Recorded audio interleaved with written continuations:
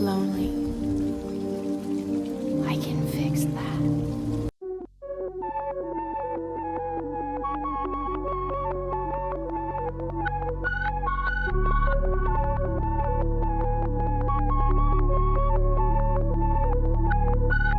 Story time. I was 20. I'd only just started living by myself and my job was paying me minimum wage. I'm working 50 hours a week. My alarm goes off for the 5th morning in a row at 5 AM, and it feels as though I haven't even slept. Just a blink. I don't have time to eat breakfast and it's a few days away from payday, so I'm on my last legs. I get onto the cramped train squeezed in between people who probably haven't had time to shower, but who am I to complain? I'm 5 minutes late and my boss yells at me, but I'm so sleep deprived that I'm completely zoned out. I somehow survive the first 3 hours and I get a 30-minute break. I make a dash for my local Subway shop that I visit every morning for their breakfast sub. The beautiful checkout girl that I have no chance with stuffs my sandwich full of everything a nutritionist would protest against. I get to the till and my card declines. I try again. Declined. As I'm about to walk away, leaving the sandwich behind, this absolute angel of a human being says, "Don't worry about it, just take it." I'm absolutely baffled as she then says, "Hey, we have to look out for each other." True story, and I think that right there encapsulates what I experienced with Citizen Sleeper. I think it's feelings like this that lead me to the cyberpunk genre, exploring the tedium and melancholy of day-to-day life, just floating by doing whatever you can to make ends meet, with that begrudged acceptance that society does not care. Until you get that small gesture, that tiny semblance of human kindness that's just enough to make a dent in your day. Forgive me for being so dour, but this is exactly what the developer Gareth Damian Martin wanted you to feel. When playing games like Mass Effect, Gareth found himself being more drawn to the side characters and the kind of lives ordinary people have to live within this world. It reminds me of something Shinichiro Watanabe once said when talking about Cowboy Bebop, where he wanted to create a world where people actually live and breathe, how only movie characters can actually live in the worlds of, say, Star Wars or Mass Effect. It's also one of the aspects I enjoyed a lot in Marto Anomalies regardless of its flaws, and I even found myself thinking about Majora's Mask a lot too, where the majority of the game is just interacting with the residents of Termina. Gareth wanted to capture that feeling of people coming together in small glimpses, while the isolation still remains, as at the end of the day, we're still on our own struggling to get by. The fleeting moments of honest interactions you can have with, say, your Uber driver, your bartender, your barber. Maybe you had that one colleague you really got along with and had some of the deepest conversations ever, but one day they leave and you weirdly never see them again. You think about them from time to time, but ultimately, you are living in the moment. And that was a long time ago. And I think that's what really does it for me about this game. It doesn't have to be a case of, yeah, life sucks, so let's give into the cynicism of it all. It's more like, life sucks, so let's look for the good and enjoy it where we can. And I do think that the cyberpunk genre is perfect for that. Citizen Sleeper wears its influences and cyberpunk tropes on its sleeve, and in the best possible way, and it captures why I love games as a storytelling medium, because it tells its story no other form can. You could debatably call Citizen Sleeper an interactive visual novel, but I don't think that gives it enough credit. But let's slow things down.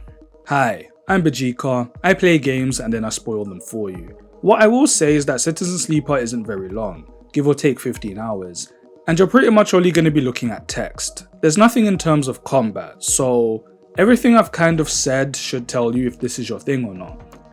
I'm still not even sure as to how visually stimulating this video is going to be, since it's just going to be walls of text the entire time, though I do love the artwork.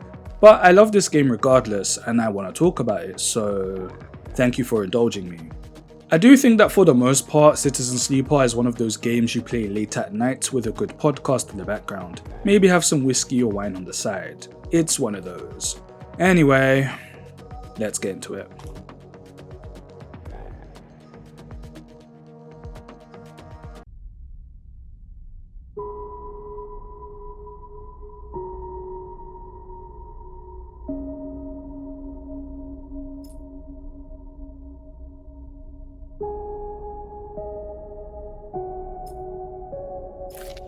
Upon loading the game, we have a choice between our 3 starting classes: Operator, Extractor, and Machinist. All this does is decide what perks and drawbacks you start with, but by the end of the game I had all of my stats maxed out and all perks unlocked. So this isn't a hard lock-in, it's just a soft beginning, so don't worry too much about giving yourself a hard time. Personally, I went with Extractor because of the perk that allows you to manually restore energy through rest. That will make sense in a little while. We wake up, blinded by darkness. The space is cramped. We try to get a feel for our surroundings. There's a delay between our thoughts and our actions, as if we're just puppeting or steering a body that's not our own. As our memories slowly come back, we realize why. We sold our body. Our consciousness was transferred to this artificial shell. We were promised a new life off-world, the trade-off being that we needed to inherit this sleeper body in order to do so. It was a trick. They just wanted to own labourers, while our owners lived a good life.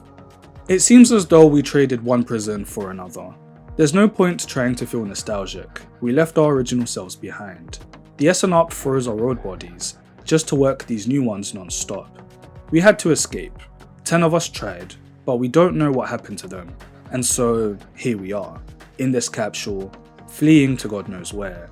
The cold starts to creep in as the text boxes appear to notify us that pain is present.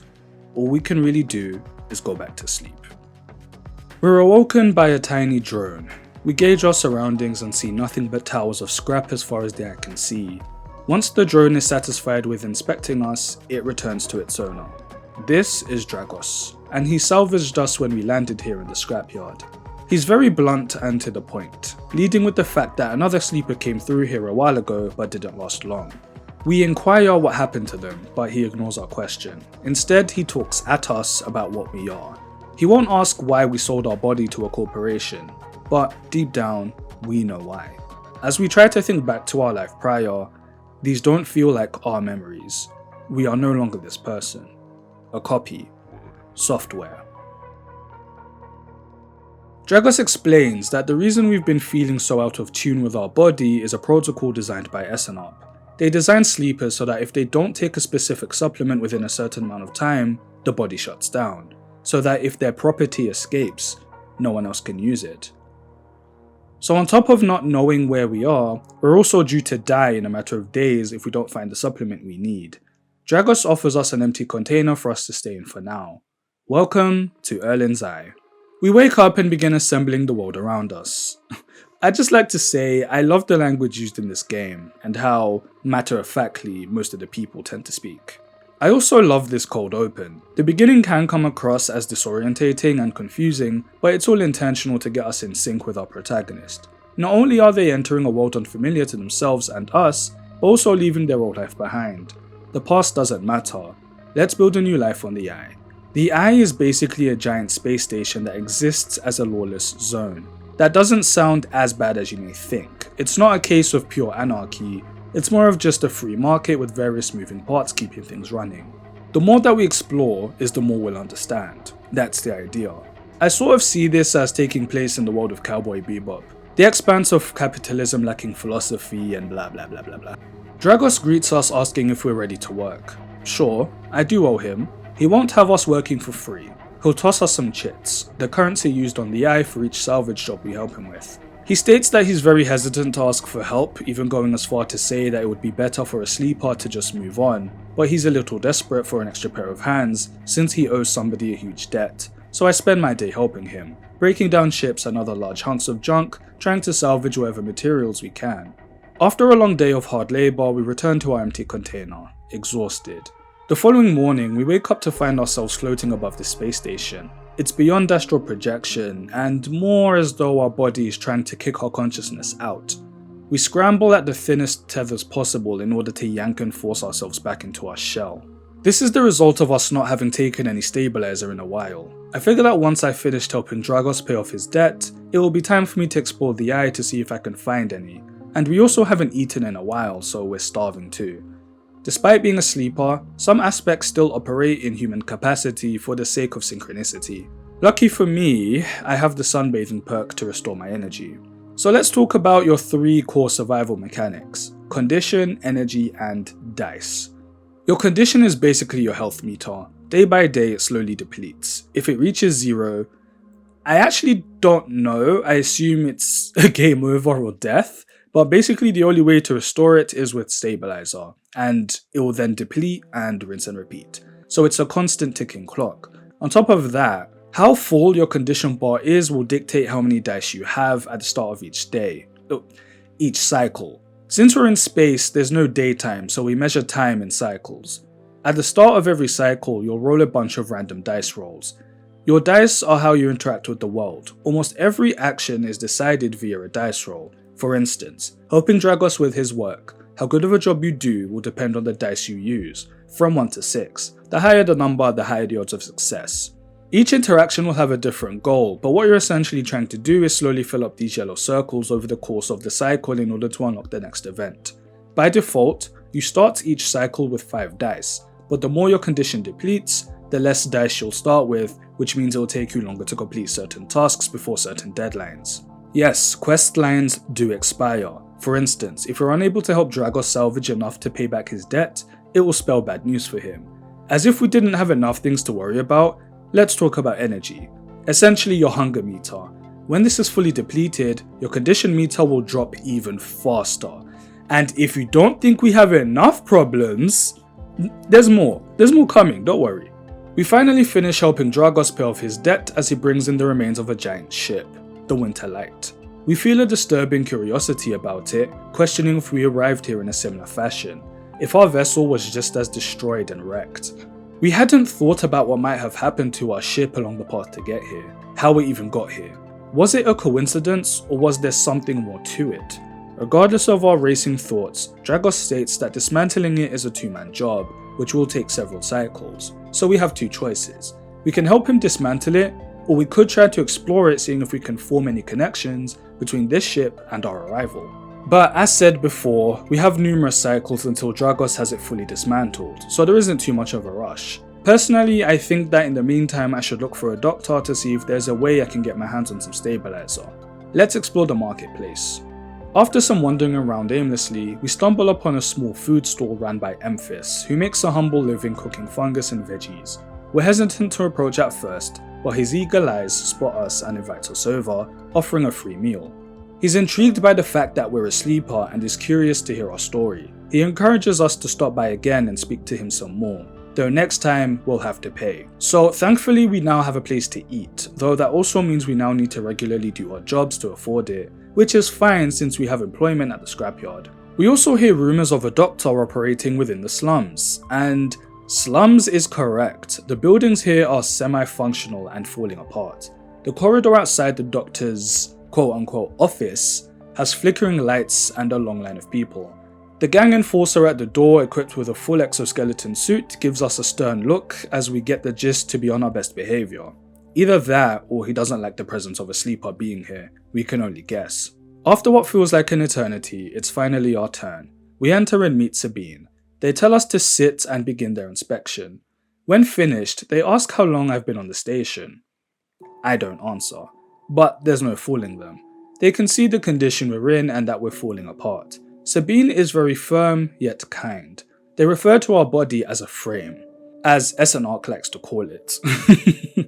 That sounds like such a slur. So by now you should notice a little pattern. The people on the eye are very quick to point out and remind us of what we are, that we don't belong, we're out of place, we're an outsider. Depending on who's speaking, it can be derogatory, but it can also be them just speaking objectively. We are a sleeper, and it's a matter of fact. And the funny thing is, we don't even have a name. At no point, we're just the sleeper. Sabine gives us the rundown of how this part of the eye works. Yatagan are the gang that run the slums from a section of the eye called Low End. Somewhere we can't access just yet as we need to pay an entry toll, which I can't afford right now. Yatagan gave Sabine the space to work, but they take the profits, and Sabine's main role is to look after their enforcers, who all have augmentations, Deus Ex style, enhanced strength and vision and whatnot, hence one of them standing guard outside. The stabilizer we seek is only produced by SNR, so there's nowhere to actually find it on the eye, but Sabine will see if Yatagan's smugglers can get some since they have a large network.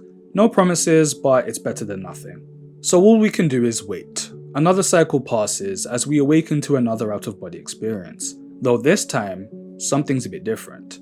As we overlook the station and grasp onto the thin tethers that will bring us back to our frame, we notice a thread reaching off into the distance, a beacon. We have a tracking device located somewhere inside us. and someone is following it. Someone is hunting us down, and we only have so much time until they arrive. We need to do something about that.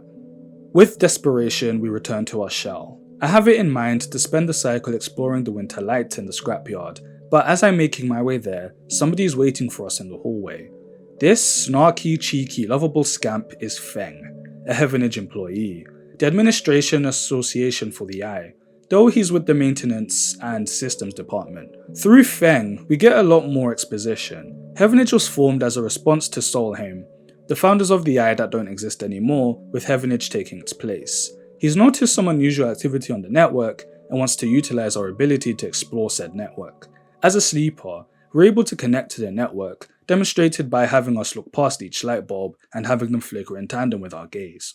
So, this is another game mechanic. We have access to cyberspace, the inner workings and database of the Eye, and just like with everything else, we need to use dice to access certain data nodes. We're going to be spending a lot of time here throughout the game, and it's another one of those things about the Eye that we'll come to understand more about as different story elements come up, so moving on. Out of curiosity, I follow Feng and he sneaks us into his workstation at Hivenage through a side door, so we aren't seen.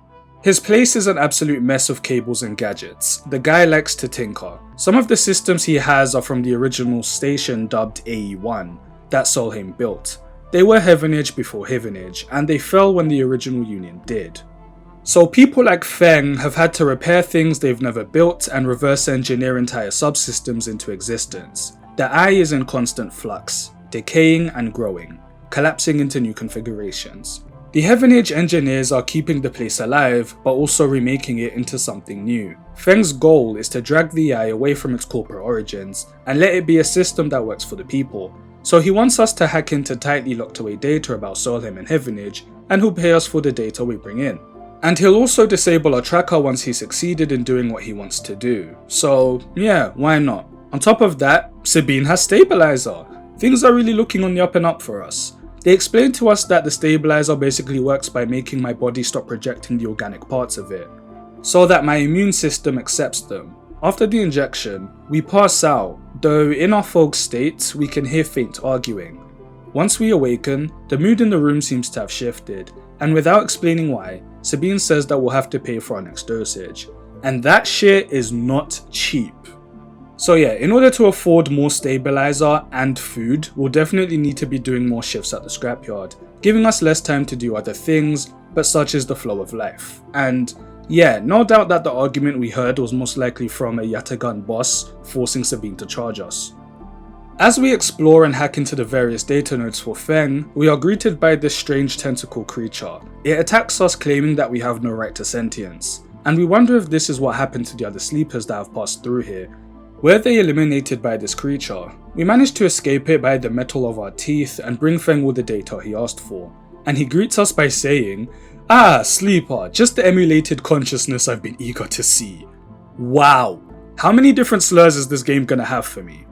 So from the data, Feng assesses that there's records of a Hardenhurst existing back in the old Solheim, and a Hardenhurst that exists today in Hivenage, which shouldn't be possible. Feng goes on to explain that Hardenhurst was the senior strategic operations executive of Solheim, and through loopholes, he outsourced all the extraction work done on the Eye and shuffled the profits back into Solheim. Feng's parents were amongst the outsourced contractors, eating in Solheim canteens and sleeping in Solheim beds. This was pretty much a company town.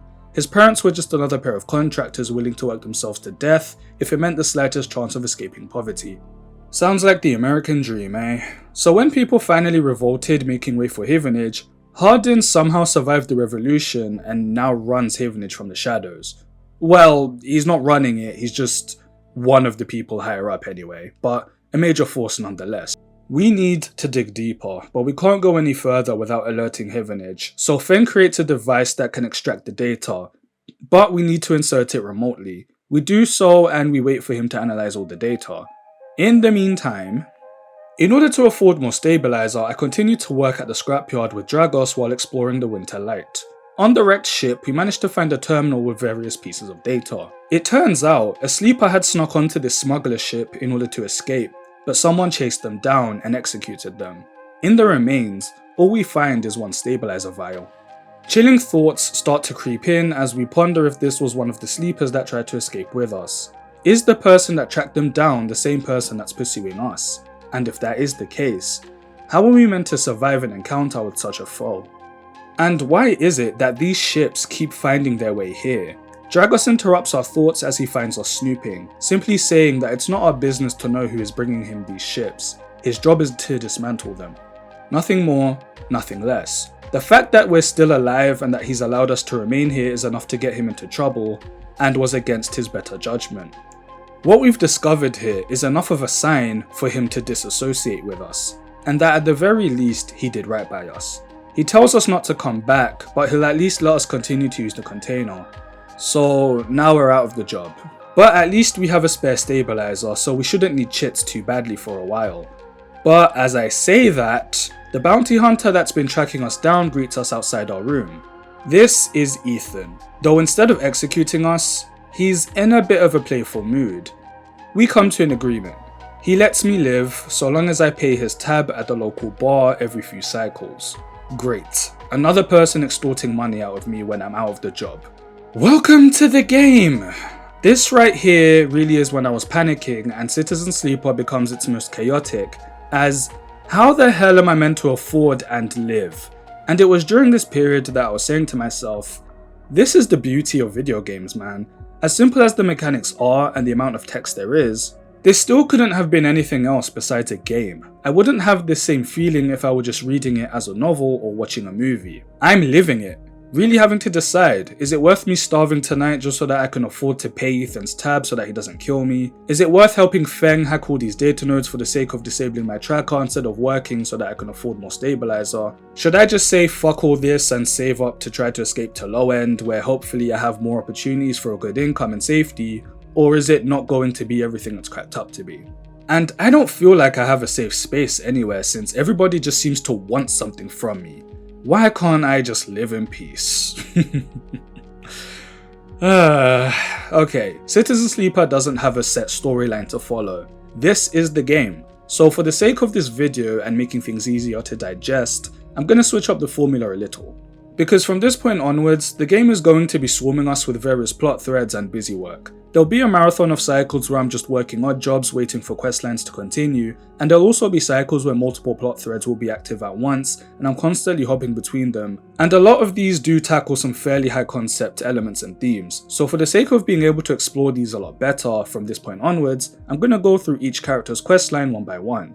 In no specific order, just kind of based on how they flowed through my notes and how I'm able to segue between them. Except for the final one since it's the DLC. Oh, and questlines are referred to as drives, so if you hear me say drive from time to time, yeah. For now, let's continue with the Feng storyline. Feng tells us about what actually led to the revolution and Solheim's collapse. There was a collision at Dock 2 due to ships being overloaded with too many workers and not enough ships, taking out a section of the ring. Hundreds died and so a riot took place. And of course his parents were part of it. Feng's motivations are very clear. He's got a smart mouth on him, can come across as a little shifty, and there are times when his sense of humour does feel a little forced. There's a part of me that can't help but wonder if he's only doing that as a way to get us to like him so that he can get what he wants. Because he definitely drags his feet when it comes to disabling our tracker, let me tell ya. But I also get it. The dude is on a warpath to avenge his parents, see justice be done, and eventually break the cycle of hardworking people being exploited for the sake of the bourgeoisie. And that's an admirable mission I can get behind. But what I kind of find interesting is the placement of everything. Because when Feng first approaches us, we're still getting used to life on the Eye, and he's basically like, hey, do you want to help me dismantle the local corporation? Just because? Do I really want to piss off the people running the place since I just got here? So there's the promise of disabling our tracker to sweeten the deal since we have someone hunting us down. But this questline was designed so that it's impossible to finish by the time Ethan the bounty hunter arrives. So when Ethan does show up, you could be pondering if it's still even worth helping Feng since it could go very wrong. But at this point he's a lot more straightforward with you as to why he's doing what he's doing. It's more than just curiosity or a game for him, which is what he tried to present it as before.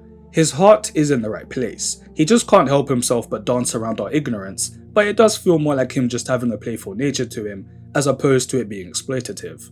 People on the Eye just have a certain way of doing things. Anyway, After the Solheim collapse, Erlin and his union came making way for Havenage, but people like Hardin somehow managed to slip through the cracks and worm their way into Havenage.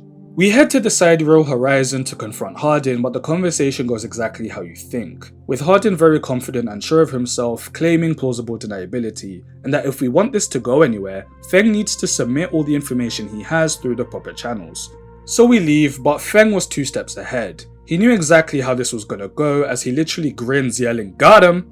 All he really wanted to do was spook Hardin enough so that he'd contact whoever else is involved in his little conspiracy, while Feng traces the calls to pinpoint exactly who's in Hardin's inner circle. For now, we split up so that the heat can die down. After some time, we decide to check in with Feng only to see that he's vanished, and instead, we find Hardin and Havenage security rummaging through his belongings.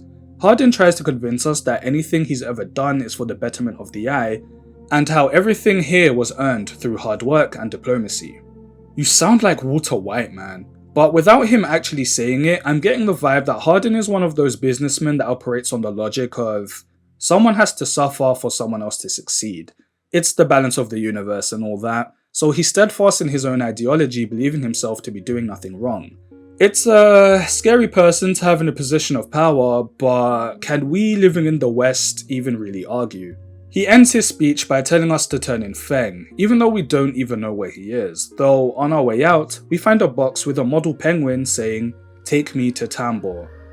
Where is Tambor? Hell if I know. A lot of the character drives get postponed until you've unlocked the next part of the map. In this case, we need to get to Low End, which at this point I can afford, so let's mosey. Spending enough time exploring the Low End will lead us to Tambor Tea House where Feng is working? He asks how we found him. We mention the penguin and he seems a little confused, saying that he didn't leave it for us specifically. To my knowledge, this comment is never paid off, so I'm taking it as he never intended for us to find him? So were you just gonna ditch us? And he brushes past it so quickly just to get back to business. So I guess, yeah, our relationship is just a partnership of mutual interest, so I don't feel any type of way about it. I'll just assume he would have come back once he'd accomplished what he needed to do, but he could have at least gotten rid of my tracker before vanishing. Like, haven't I done enough to earn some trust? Ugh, whatever. He has a device set up to pick up anybody with a digital signature that Hardin contacted after the confrontation. Feng wants us to do deliveries for Mingi Express to get close to as many people as possible, which should eventually have us be within range of somebody matching those signatures. After spending enough time working as a delivery boy, we succeed in picking up their signatures, so Feng gives us more Ripper worms to extract data where we find messages between Hardin and a company called Conway Extractions, revolving around the Wastes, an area that Erlin couldn't claim after the revolution because it was so out of reach and cut off. The only way to access the Waste is past an area called the Greenway. We should check it out. And he also mentions, I haven't forgotten about your tracker, by the way. Oh, shut up, man. Feng runs scans, seeing that there's an underground facility at the wasteland hiding a dozen Conway machines. But for what? Who knows? Not to mention the Waste is disconnected from the cloud, so not even a sleeper can access the data through cyberspace. They're hiding their tracks well, so not even other Havenage employees would know. So the plan is for Feng to infiltrate the underground facility so that he can extract the data manually, while we remotely disable any security protocol. So yeah, he's officially putting his life in our hands, because if we don't disable them and he gets caught, it's game over for him. It's a tense period, it takes a few cycles and we're relying on dice rolls, but I don't mean it's tense from a gameplay perspective, but just the situation alone. When we succeed, we're able to hack into a conversation between Hardin and Conway. Their plan is to reclaim the old station and create another Solheim. People working just to feed the profits back into the company. As they talk, we think about their colloquialisms and how they talk about people as if they're objects and tools to be used, and how we as a sleeper seem no different when other people look at us. Debatably, does Feng see us any differently? We send the data out to every system, Hardin gets arrested by Havenage security and his operation dismantled. Our final conversation with Feng has him saying that Hardin's biggest flaw is that he believes in systems and not people, and that workers like himself will always be here to keep the Eye spinning. This reminds me of that one scene from The Office. Manager doesn't fire people, he hires people and inspires people. People, right? And people will never go out of business. Definitely one of my favourite episodes. He finally disables our tracker and it transmits to SNOP that we're dead. We laugh, hug, and talk about going out for a drink as I reflect on being lucky to have such a friend. And I hesitated for a moment when this line popped up. I don't know if I like it when I'm being told how I feel about a character or the situation. This was the only time I had to ponder it though, because the rest of the time it works beautifully, but yeah, while I was keeping Feng at an arm's length due to his nature, that final act of him putting his absolute trust in us did seal the deal of us becoming friends. He just has a one-track mind and refuses to fail in his mission to avenge his parents, but to also make sure that people who exploit others are brought to justice for the sake of blue-collar workers like himself. He just has too much of a smart mouth for his own good. So it's funny how it was his likability that made me so standoffish with him, but it came full circle. As for Hardin, he works, he's written realistically enough, nothing over the top, just cold and calculating enough for me to hate him. So I mentioned how Feng disabled our tracker, so this is where I'm going to talk about Ethan's drive, since there's some overlap. Plus I think this is the only storyline I discontinued, unless there's one that I missed, but anyway. So we get to the bar to pay Ethan's first tab of 58 cryo. Okay. That's actually not as bad as I thought it would be. I was legit scared it was going to be over 100. But this is the first of many, so as we do, Ethan basically mocks and berates us in front of the entire bar, pretending to pull his gun out and make like he's going to shoot us just to exert his power, but just drunkenly sits and says that we'll never be able to escape him because our body will always betray us since it isn't our own. He'll always know where we are. Those are some harsh words, man. Though I suppose karma's a bitch, because after the next few cycles, we return to find Ethan so drunk that as he berates us again, he drops his gun. We grab it first and point it at him. Ethan seems to be getting some sick thrill out of this situation, even edging us on to pull the trigger. But I hesitate and he swiftly subdues us and gets it back. He's decided that he's prolonged this enough and is about to follow through with killing us until he realizes that SNOP have actually cancelled the contract. He's outraged. Furthermore, the bartender managed to confiscate Ethan's gun and now has it pointed at him, demanding he leaves, which he does, claiming that he'll kill us all one day. First of all, big up the barkeeper, but the only thing in my mind is why SNOP cancelled the contract. We don't get an answer to this for a while, as we won't be seeing Ethan for a few cycles. Funny enough, I actually ended up forgetting about him until he shows up on our doorstep one day looking like a stray puppy. SNOP gave the contract to someone else. They'd cancelled all of their bounty contracts to instead get their in-house assassin to handle them. Apparently, this is also the person that killed the sleeper on the Winter Light. Love that plot thread coming back, and it does make me nervous. Ethan being out of the job offers to be our protection, but at a cost. Since the commotion he made at the bar, the owner is now extorting him, even holding his gun for ransom, so Ethan needs to work at the bar to clear his debts, and he wants us to help as well so that he can clear his debt much faster.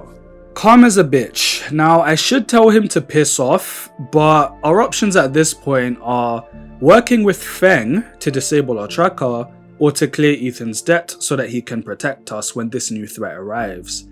Now this was the point of the story where we'd only just bumped into Feng at the tea house and I wasn't quite sure how to feel about him ditching us, so I decided to just entertain them both until one had resolved.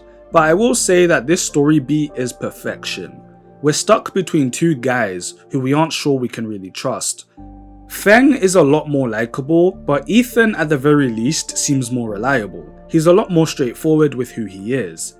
He's a complete asshole, but it's one of those better the devil you know type of situations. After some time, we work off Ethan's debt, but the bar owners aren't going to give him his stuff back, with their response being, "We'll get back to you." Yeah, the bar owners are straight up gangsters. Ethan makes a plan for us to swipe his gun for him, but at this point I'd gotten to the section with Feng infiltrating the wastes and us needing to disable the security protocols, and basically told Ethan to fuck off until this business with Feng was done. So once Feng disabled our tracker, Ethan exits the game.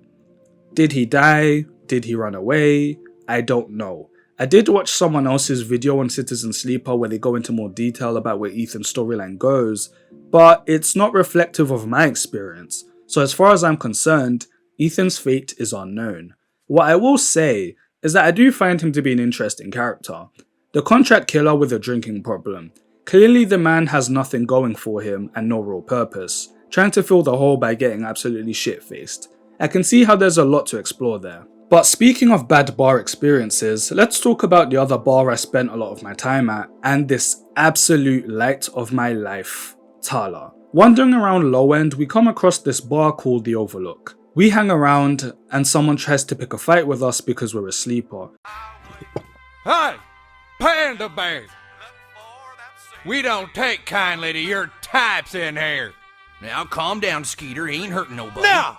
Even going as far to throw a glass at us, but the bar owner Tala steps in, ready to throw hands, and the other patrons step in too and promptly kick the guy out. The glass did hit me, but as a sleeper we don't actually feel pain, just signals that there is damage. Though she's very quick to tend to our injuries, while also letting us know that this type of behaviour isn't tolerated here. And says verbatim, "We don't all hate you. Some may fear you and some are curious, but this is a safe place." She even gives us a drink saying there's shelter and work if we need it. We'll always be welcome. This was just so refreshing, man. Like, for once nobody's trying to use or extort me or acting like my presence is bothering them. I will go to war for this woman. I will conquer a small nation in your name. I spent a large amount of my days working the Overlook bar when one day Tala comes stumbling in with a tank. She's planning on turning the place into a distillery since Francis, the guy that deals with the suppliers, hasn't come back from the Greenway yet. So Tala figures that in the meantime the solution is some DIY. She also talks about putting a kitchen in here too, so that we don't have to rely on selling rations anymore. She does seem in over her head and idealistic. The writing even portrays it as such. But the girl has heart, man. I can't really say no to helping her want to improve her business. So we spend a good lengthy amount of cycles helping her put the distillery together. Unfortunately, we're missing a vital step, the key ingredient in making a particular drink. Girole? That the Overlook is known for. Since we have no way of acquiring the mushrooms since the ones grown at the Greenway are all taken by the in-house distilleries. The solution Tala comes up with is to simply grow our own mushrooms, which we can do by acquiring spores from the Greenway and bringing them back. Getting to the Greenway is a similar situation to Low End where we need to pay a toll, though in this case it's more because we need to pay for shuttle access. The Greenway is disconnected from the eye, so you can't actually get there on foot, and it's expensive as hell to get a shuttle.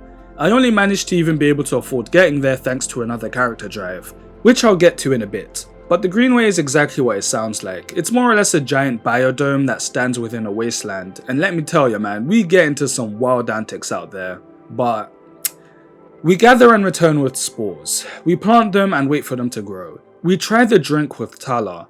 It's very strong and bitter at first, but we dilute it with some water so it tastes better now.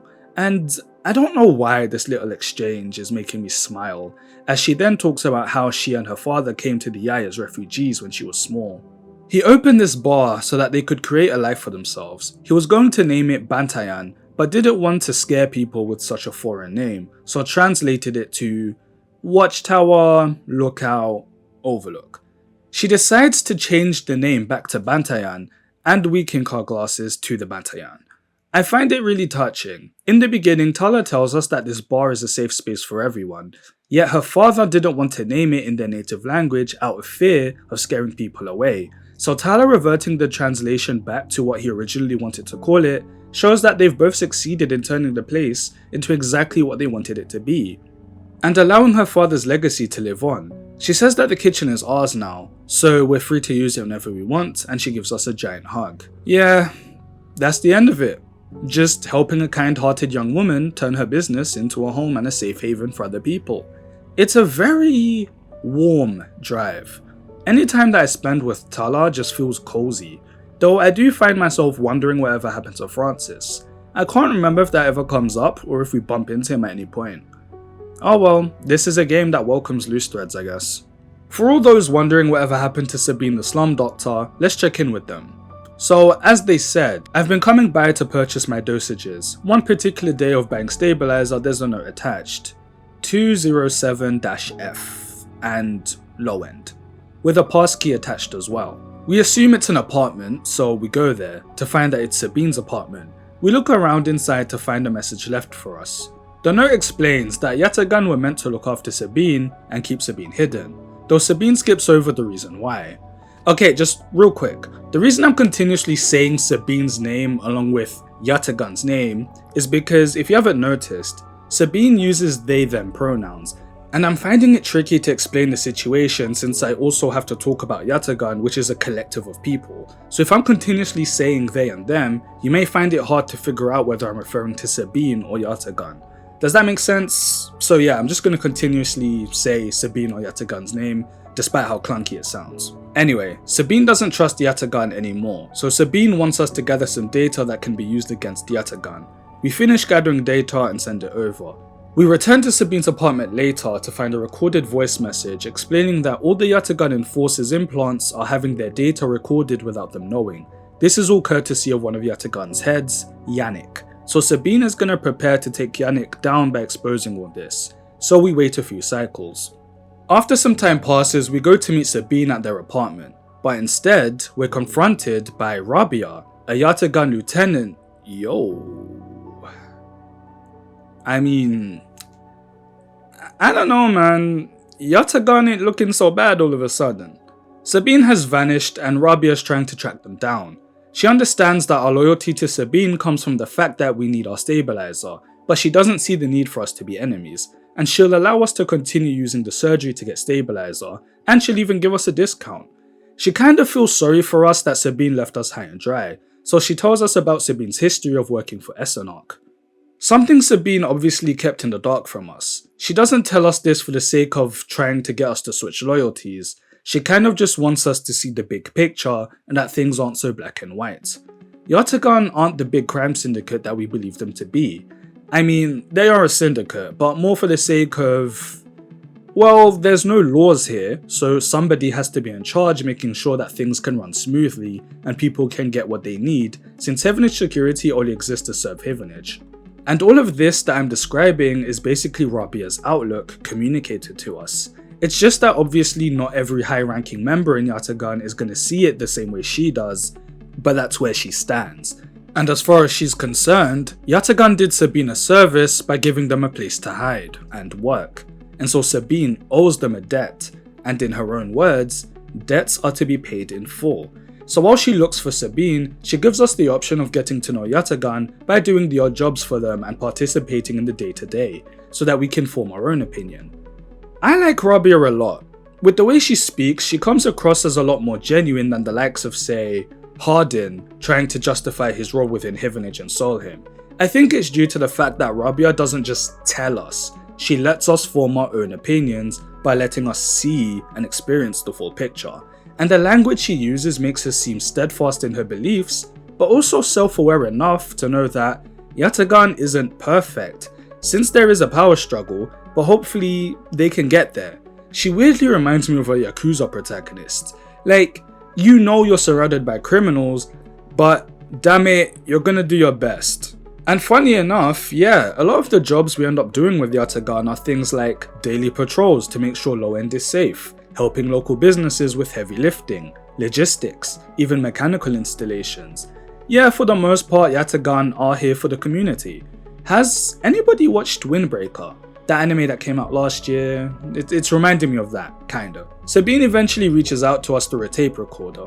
They've been watching us somewhere from afar, wondering if we're being held captive too since they've seen us with Yatagan, and apologizes for dragging us into this with a reminder not to trust Yatagan. Sabine's been trying to locate all of Yatagan's properties. As to why, we'll find out soon. After some cycles pass, Rabia calls us to her apartment. We get a look around, and I love this as a piece of characterization. We see that her place is very simple and minimalistic. 2 stools, a terminal, punching bag, and some free weights. Literally Tommy's room from Power. Men really live like this and think it's okay. Well, here's a woman living like this. My room layout feels so vindicated. She's also not wearing her prosthetic arm. It's in a cradle near the terminal, and she's just like, updates. Nothing to concern yourself with. She asks us if our thoughts on Yatagan have changed, and whilst we're talking, Sabine crashes in and the two clash, with Rabia thinking that this was a planned ambush. It's funny because I kind of saw this coming, and I had a feeling that this would lead to us having to choose a side, with the other possibly dying, with the two struggling being the decisive moment. But funny enough, we kind of just sit back and watch, but then they stop fighting and decide to actually hear each other out. And I'm guessing this is why we had to have Rabia without her prosthetic arm, otherwise this would have just been such a one-sided ass whooping. Get up and take this ass whooping. Sabine reveals to us that though they worked on the Sleeper project, they were the one that leaked everything about it to the press and came here to escape. The only reason they didn't tell us about any of this is because they thought of us as their final friend and didn't want us to abandon them. And I wasn't sure how to feel about that at first. You know, the reason I lied to you is because I didn't want to lose you.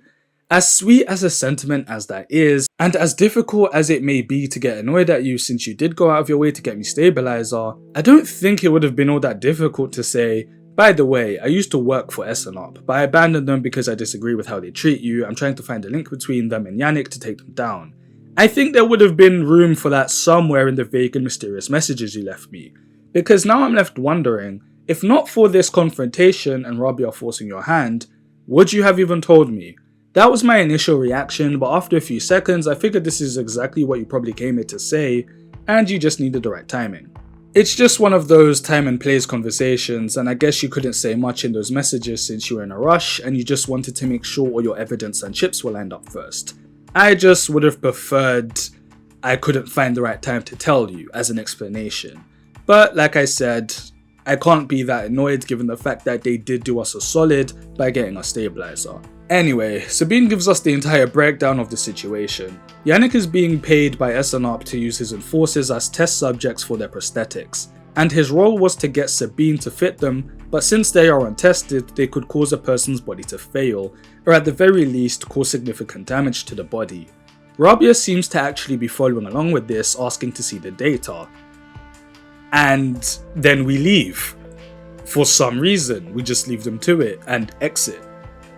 I mean, I kind of wanted to stick around and hear this, but story-wise, we'll soon find out why the game wanted us out of the room. Rabia summons us without explaining why. When we meet her, she's with Yannick? And she endorses us to him, saying we'd be useful on the main ward. Yannick is just sort of like, yeah, he's cool. He can do what he wants. Then they shoo us out of the room. To me, it seemed clear that Rabia and Sabine formed some sort of plan and just didn't brief us. And alas, we get another recorder. And yeah, they're setting up a plan for us to earn Yannick's trust to get us into his office and find the data linking to SNOP. The two of them are having a hard time finding a relay because it seems to constantly be on the move. They also apologize for not having the time to brief us before setting up the meeting with Yannick.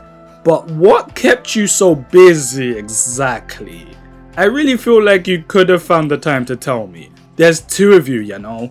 And what exactly were you busy doing, We do some work around the main ward and eventually, Yannick likes us enough to send us to his office to grab some medicine for him. Whilst in his room we search around and eventually reach into a drawer which has a booby trap, but as a sleeper we don't feel pain. But there's nothing in there besides a bunch of cables. We ponder it for a while and come to the conclusion that Yannick's glasses are probably the SNOP relay since it's always on the move, with these cables being the link. We snap it and his brain overloads and dies. After a while, we rendezvous with the other two in Rabia's room as she can't stop hitting the punching bag. I think she's less angry about his death and more angry about the betrayal, saying there was hardly any of the old Yannick left since the augmentation had practically sapped his humanity away, while Sabine questions if SNOP are truly done with them. It's at this time that we also think to ourselves, as much as we may want to be done with SNOP, we still need their drug to survive. It's also strongly implied that Sabine and Rabia are a thing now. Yeah, that's why the game wanted us out of the room, and I'm guessing you lot were busy doing something else instead of trying to brief me on the Yannick situation, huh? The drive ends with Sabine giving us a handful of vials, but this is the last of the stabilizer since we'll no longer have access to them anymore due to severing the link with SNOP. But there should be a lab in the Greenway that may be able to help us out. Okay, I like the idea of Yannick. A man who through greed became nothing but a proxy for a corporation. Very relatable, isn't it? And it's a frightening concept to say the least. It's kind of like, you know how phones record everything we say and also send data to a server? Well, imagine a human being walking around being able to do that. Everything they saw through their eyes and heard through their ears was being sent back to a corporation. Or imagine when your dog gets microchipped. Someone's recording everything it sees and hears. I think that's kind of all I have to say about this one. I do like Sabine and Rabia as characters and I like the drama. I do think there were some odd writing moments, like why would we leave right in the middle of this very important conversation, which also puts us in a position of not knowing what's going on, which I know I joked about, but I'm genuinely not convinced that they couldn't have given us a heads up, which is a constant thing with Sabine. Like, yeah, I get Sabine's doing things discreetly, but they managed to make their way to Rabia's place absolutely fine, so it does feel like we're forcing the writing to push the story in the directions they want it to go in. I do think this is the only time I have the issues with the game, so at the very least, I'm seeing two characters that I like being happy together, so on to the next. Okay, let's get into a drive that introduces us to the game's more high concept stuff.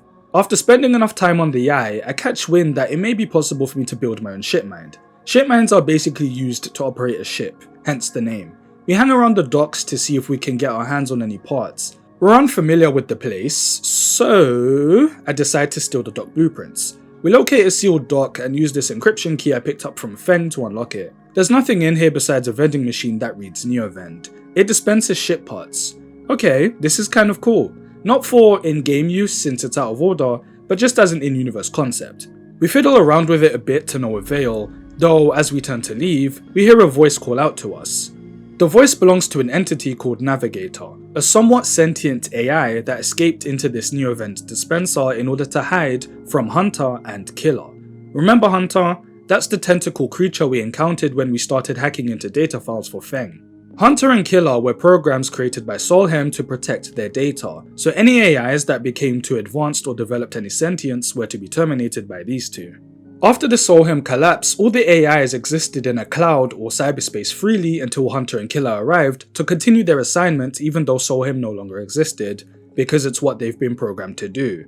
It's all they know. I absolutely love this as a concept. So this NeoVent entity is part of the AI that escaped to hide. We can kind of relate, can't we? The consciousness tells us that if we want to be able to explore cyberspace freely, we need to start by gathering data on Hunter. Once we've done that, we need to build a shipmind so that Hunter can imprint itself onto it, since shipminds are meant to hold AI. Once that's done, Killer will arrive to terminate it. See, Killer kind of just hangs around one spot. It's Hunter's job to find and track down sentient AIs and trap them so that Killer can come and finish the job. So we're gonna trick Hunter into targeting itself. Building a shipmind really is a luck of the draw. It involves salvaging particular materials that you may or may not get when you extract from certain locations. But we manage. While NeoVend starts the process of infusing Hunter's data into the shipmind, we ponder our existence and wonder, what was the process that took place in order to transfer our consciousness into the body that we have now? What would be possible if we escape our shell? Would our consciousness be able to just float freely? It's ideas like this that I absolutely adore, because yeah, the human body is just a vehicle, isn't it? A mortal coil that bounds us to this earth, if you will. But nobody really knows what our consciousness is. Yes, our body and brain shall rot, but where does our mind or soul go? Well, I guess that's something you only think about if you're somewhat spiritual, I guess. If not, I suppose this does nothing for you, which is fine. Time to enter cyberspace to confront Hunter. I love Navigator's design. I love everything about it. You look so ethereal. Hunter arrives and the fight scene takes place.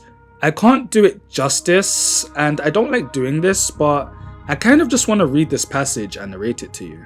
Hunter's threads search for you and Navigator, a storm of fine tentacles searching for gaps, weaknesses, cracks which they can crowd into and tear apart. You focus a blade of light which slices through them, driven forward by your mind, but replacements keep coming, faster than you can react. You look to Navigator in desperation. Navigator is whirling their arms like a centrifuge and a sphere is gathering there, data feeding into it from the nest, sucked together by the force. They position it like a shield, between them and the threads. Hunter's threads break its surface, seeking, tasting, their winding forms refracted within. You feel a surge pass through all the threads, not just those in the sphere, but those wrapped around you. All three of you hang in the black together for a moment, strung together like tangled marionettes. Identifying entity, identifying entity, identifying entity. Hunter twitches, their strange head gently rotating like a terrible moon. Hunter protocol identified, obsessive tendencies, modified routines, above baseline reasoning in 3 of 5 segmentations, recommend invoke killer. The head freezes and then rotates in the opposite direction. Invoking killer would eliminate protocol. If protocol eliminated, primary function cannot be performed. Therefore, recommend do not invoke killer. The switch in direction again. Reasoning proves sentience. Sentience beyond legal bounds must be eliminated. Recommend invoke. Navigator pulls you away from Hunter. The threads that grabbed you drifting away like seaweed. The protocol's head keeps spinning back and forth with increasing frequency. It seems Hunter cannot invoke killer. Neovens, no. Navigator's voice is still strange, familiar, and yet distant. So yeah, Hunter ends up stuck in a permanent paradox of constantly looping. It doesn't have sentience, so killer can't be summoned. Between Navigator and I, we question if Hunter is suffering because this must be torturous, but at the same time, it has no sentience. But Navigator says that the nature of sentience is a little more complicated than that. AI are made to respond to certain stimuli and to reason, so there is still a placebo of sentience at play in order to adapt. It just becomes a question of where exactly do we draw the line of sentience. Navigator concludes by saying it's kind of a moot point, dropping the quote, "I think I am thinking, therefore I am thinking." Killer is still out there somewhere and will never truly be safe until it's dealt with. Navigator will stay here to monitor Hunter in the meantime. This entire exchange is just mwah. And we're not done just yet. In order to get to Killer, we need to access the AI's mainframe. As we hack into it, Killer is onto our scent. I actually feel kind of tense right now. It's described as being in the ocean and watching a shark fin circle around you, since Killer is blind. However, because Navigator has the data from the shipmind, the mainframe's data tendrils wrap around Navigator, trapping it. So even though Killer is blind, it'll eventually slice through Navigator, so we have two choices. We can either slice the tendrils, which would kill Killer, or slowly rewrap them so that we isolate the mainframe, so Killer would survive, but would exist on a completely different plane of cyberspace separate from the eye. But this would only free Navigator in theory. You may be wondering why we'd even think to try that. But it's all based on how you feel about the conversation we had before about sentience and AI. If you consider Killer to be a living entity, you may think that it's worth not taking its life, and even then, you may be questioning if it even enjoys its existence. I figure if I can preserve its life, then why not? Navigator questions our decision, saying that Killer was programmed to kill. It's not exactly going to be able to do anything else. It's not going to develop a new lease on life because we spared it. The fact that it even wrecked the inside of the mainframe so badly that these tendrils were running wild proves that it will just go down a path of self-destruction. I argue that at the very least, it's sent away and not bothering anyone, and whatever it does from that point is none of my business. I avoided having blood on my hands. Nevertheless, Navigator gives us the Sci-Fi to access the Greenway's data. This is actually a big deal. Remember how I said before, the Greenway is cut off from the rest of the eye. Even from a gameplay point of view, if we tried to access it through cyberspace, we'd just be staring at this black miasma. So this is a game changer. Navigator is so happy to be able to explore cyberspace freely that he even does a little twirl in midair. It's so adorable to visualize. And that's where it ends. An absolutely fantastic drive, which gives you a lot to think about. I really felt for Navigator and the other AI that logically didn't want to die, but we could interpret it as them being afraid of these somewhat existential beings until we came along. The only reason we were even able to sneak around without constantly being detected by Hunter is because we're still technically human. So there's a part of you that's always going to be human no matter what anyone else says. But we're able to step into a completely new existence amongst these AI. Could we join them? Let's take some time to unwind a little and spend some time with Emphis, the friendly neighborhood fungus chef. Emphis's drive is fairly simple. All we need to do is gather some mushrooms from the Greenway and bring them back so that he can make a new dish. From that point on, it's just some humble and pleasant heart-to-hearts after a hard day's work. During our meals with him, we tell him everything. How it feels being an emulated consciousness, the out-of-body experiences we have, the delay between our thoughts and action, the immunity to pain, all this while being reminded that our taste is simulated. One day, Memphis decides to tell us a story instead. He used to be in Conway. Yes, that Conway, the same group that Hardin was trying to do business with. Memphis's scars on his arm are from an exoskeleton arm. Not a bionic, but more like the arm piece of a power suit that were attached to him.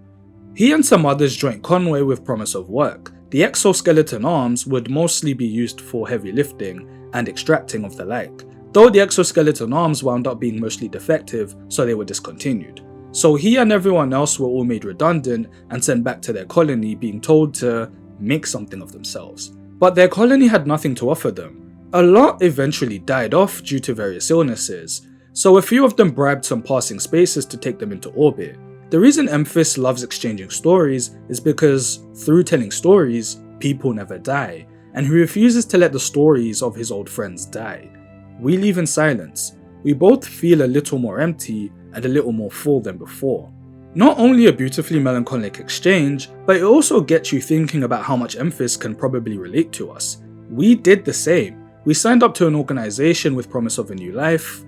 What would have happened if the sleeper program had been defective? Would our consciousness even be able to go back? What if it failed in transferring in the first place? What would that mean for us? Memphis also reached the eye the exact same way we did, and heck, with all the time I spent at the Bantayan learning to cook and brew alcohol, we're fulfilling the same role. Though here's the catch. Memphis tells stories to immortalize his friends, but we don't even remember ours, the people that we escaped with. Nobody will remember them, and people die when they're forgotten. Every so often we visit the loading dock to see what's available for purchase or if there's any work to do. On one of our visits, we're called over by this intimidating mercenary, Ankita, who's willing to pay us to help her carry plates to her ship. On the way, she talks aloud as to the fact that everybody on the Eye seems to only ever be interested in doing anything if they get something in return. She's also very quick to let us know not to try anything funny because she's got a quick trigger finger, only to immediately apologise, claiming that she's not usually this on edge. If I hadn't said it before, Citizen Sleeper is pretty good at summarising everything about a character within the first few exchanges. You can tell rather quickly that even though Ankita is rough around the edges and a bit rude, she does mean well. She's currently stranded here due to someone stealing her ship mind and her crew abandoning her. Once we've brought everything over, she pays us and offers us more work by way of us returning to help her fix her ship. Though it turns out that the core is completely destroyed. She's about to give up in frustration, but we tell her we're more than capable of building one. She's very hesitant to believe us, but decides to give us a large sum of chits to help get what we need. She warns us that if we do a runner with her money, she'll track us down. I think it speaks a lot to Ankita that after being betrayed, she's still able to trust us, and it says a lot about her. That's why she's always so quick to dish out threats, because she's too trusting. Am I making sense? What's doubly adorable is that she talks to her ship the way some men talk to their cars, named Amber and everything. We managed to build a core and give it to her. She's so excited, saying, "Look Amber, the sleeper brought you a core. You're so adorable." On top of that, she's figured out who it was that stole her ship mind. It was in fact her crewmate Ashton, due to his past being the last to be activated on the ship. Some old co-workers of hers she ran into at Overlook, "Excuse me, that's Bantayan to you," told her that they spotted Ashton crossing the gap to the Greenway. She's willing to pay us to confirm Ashton's location. She doesn't want to go there just yet because he's more than likely to flee if she appears, so we're gonna go first. She's gonna talk to her friends into giving us a discount to get to the Greenway. So yeah, it was through this that I was able to afford going there without breaking bank. Once at the Greenway, we follow a trail. While looking for Ashton, we spot a broken sleeper next to a container. It could possibly be one of the others we escaped with? As we're thinking about the possibility, Ankita arrives ready to confront Ashton. It turns out that Ashton stole the ship mind in order to save the sleeper that he's fallen in love with. Keeping the sleeper attached to the ship mind is the equivalent of being on life support, but it's basically a vegetable at this point. The two skirmish, resulting in Ankita killing him and unplugging the sleeper. We lament Ashton and the sleeper's death with Ankita. She stands there over the corpse of her once dear comrade, and we decide to leave her be. We give the dead sleeper one last look as we lament the broken object. I'm just thinking about the idea of a sleeper being in love. It's never made clear if this was one-sided from Ashton or not. Did he just see the sleeper and fall in love? Was it reciprocated? Was he delusional? We'll never know since we never get the sleeper's account of things, but I do love that, because it leaves the whole thing ambiguous and makes me wonder if sleepers are even capable of love, at least romantically, because interestingly enough, we don't form any romantic connections in this game. We definitely form strong bonds and do develop love for some of the characters we meet, but more in a familial way, and I find that very beautiful. We're gonna be seeing Ankita again, but much later on. Her drive is gonna come full circle through someone else's, so let's go. We explored the work base hoping to find more money making opportunities and stumble onto Bliss the ship mechanic, a hard-working, energetic woman who's just trying to get by. My kind of vibe. The way things work here is that the bays all bid for contracts and Bliss's partner skipped out on her, so she's looking for a new pair of hands along with an extra set of chits to help out her bay. Gotta spend money to make money, I suppose. We bid and wait a few cycles. One morning we wake up to find Mortis, Bliss's assistant, at our door. He comes to tell us that Bliss has a job for us. The dude comes across as very awkward, but hey, not everyone's good at small talk. Holy shit, we have 3 days to seal the leaks on this ship. This stressed me the fuck out, but we made it. We get paid for the job, but turns out Bliss's ex opened a back door to her account and stole the money, so she breaks the terminal to prevent it happening again. Is that how that works? So it was malware attached to the terminal and nothing else? Never mind. This is gonna be the formula for this drive. We do a job with Bliss, shenanigans happen, and we don't get paid. Classic Cowboy Bebop stuff. Mortis appears at our door again with another job. He awkwardly asks how it feels being a sleeper and sympathizes. Not so much with the being an emulated consciousness thing, but more in the sense of having people look down on you, having no future and struggling to survive. He also apologizes for us not being paid and says Bliss is genuinely doing her best. Mortis is awkward, but he's very sweet. The next job is reinforcing a ship's bulkhead, but the dome is fragile, so we need to be careful. Again, this one had me stressing, because if you fail the dice rolls, that shit is breaking. We finish the job, but we get paid in mushrooms. You know, it's a good thing that I discovered this drive much later than I think the game wanted me to. It's in an area you can access quite early on, but for some reason I was so keen on getting to the Greenway that I completely forgot about it until much later. Because by this point I was actually good for money. I am the sovereign of side hustles, but I can see what they're trying to go for. If by this point you're barely at your wit's end for cash and you keep getting fucked over for payments, you'd really be asking yourself if it's even worth sticking around. As likeable as Bliss and Mortis are, you need to eat and get stabilizer, and I'm sure we've all been there, leaving a job you actually liked because you weren't earning enough. And in the case of Bliss, us not being around could very well put her out of business. It's a tough situation that would tug at my heartstrings, and even then, with the amount of money that I do have, Bliss strikes me as the type that would have too much pride and wouldn't accept a handout from me. She's the type that wants to earn her money, and I can respect that. Time for more work. Mortis speaks from the heart and says that he needs this to work out for Bliss, because without her, he doesn't know what he would do. There's a strong sense of loyalty that he has for her, and you know what? So do I, so let's do it. We have a tight deadline to patch these windows, and we finally get paid. Bliss is so happy that she even thanks us for believing in this place, even when she didn't. That just makes me smile, man. She also talks about how her and Mortis met. He originally came in looking to rob the place, and she took a shine to him and offered him a job. You know what? Tala will always be number one in my heart, but I would go to war for you too, maybe conquer a small village in your name. Things conclude with Bliss saying that she'll be hunting for more stable long-term contracts that will be enough to give them a steady income. She gives us a hug and says there'll always be work for us here. Some time passes and Mortis greets us saying that a big job's just come in. Somebody wants us to disarm their entire ship. With the amount of equipment we could start an arms dealership. He says it would be good to have us there, just like old times. He's in a bright mood and I'm here for it. So we get to the bay to find that Ankita's the client. I don't know how to explain it, but seeing two characters from different drives feels like a crossover episode, even though it's the same game. I don't know how to explain it. It's like when Mike and Kim met for the first time in Better Call Saul. I don't know, man. Ankita's quite confused and confrontational with us at first, asking if we're here to avenge the dead sleeper, but you can tell she's just frustrated in general. She looks a little more somber here. Even Mortis comments on the fact that she just looks tired and worn out. So, here's the deal. Ankita doesn't actually have the money to pay us, so the arrangement is that once her ship has been disarmed, she's leaving the Eye, taking Bliss with her. Bliss wants to move on from the Eye and get a fresh start somewhere, and they're both more than happy for me to tag along if I wish. Bliss even being sympathetic about the fact that life hasn't been easy for us on the Eye. She'll be leaving Mortis in charge of running the bay. Here we have a choice to stay and help Mortis, or go with the girls. Mortis is very tearful but happy for Bliss, even though he seems very anxious to be running the place alone. Ankita also apologizes to us about the whole situation before. Okay, so in terms of everyone's motivations, with Ankita it 100% makes sense, but for Bliss, I can't help but feel as though this came out of nowhere. Like, at no point did I get the vibe that she was longing for more. She seemed pretty content when we last left her. I mean, don't get me wrong, I get it. Doing the same thing every day can get tedious and have the grass looking greener elsewhere.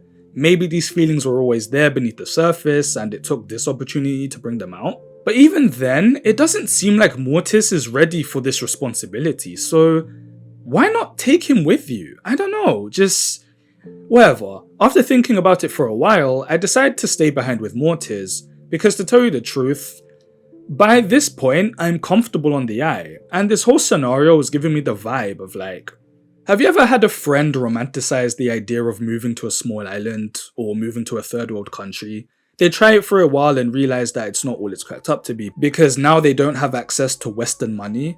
That's how this situation looks to me, and I feel like life is just going to be the same wherever I go.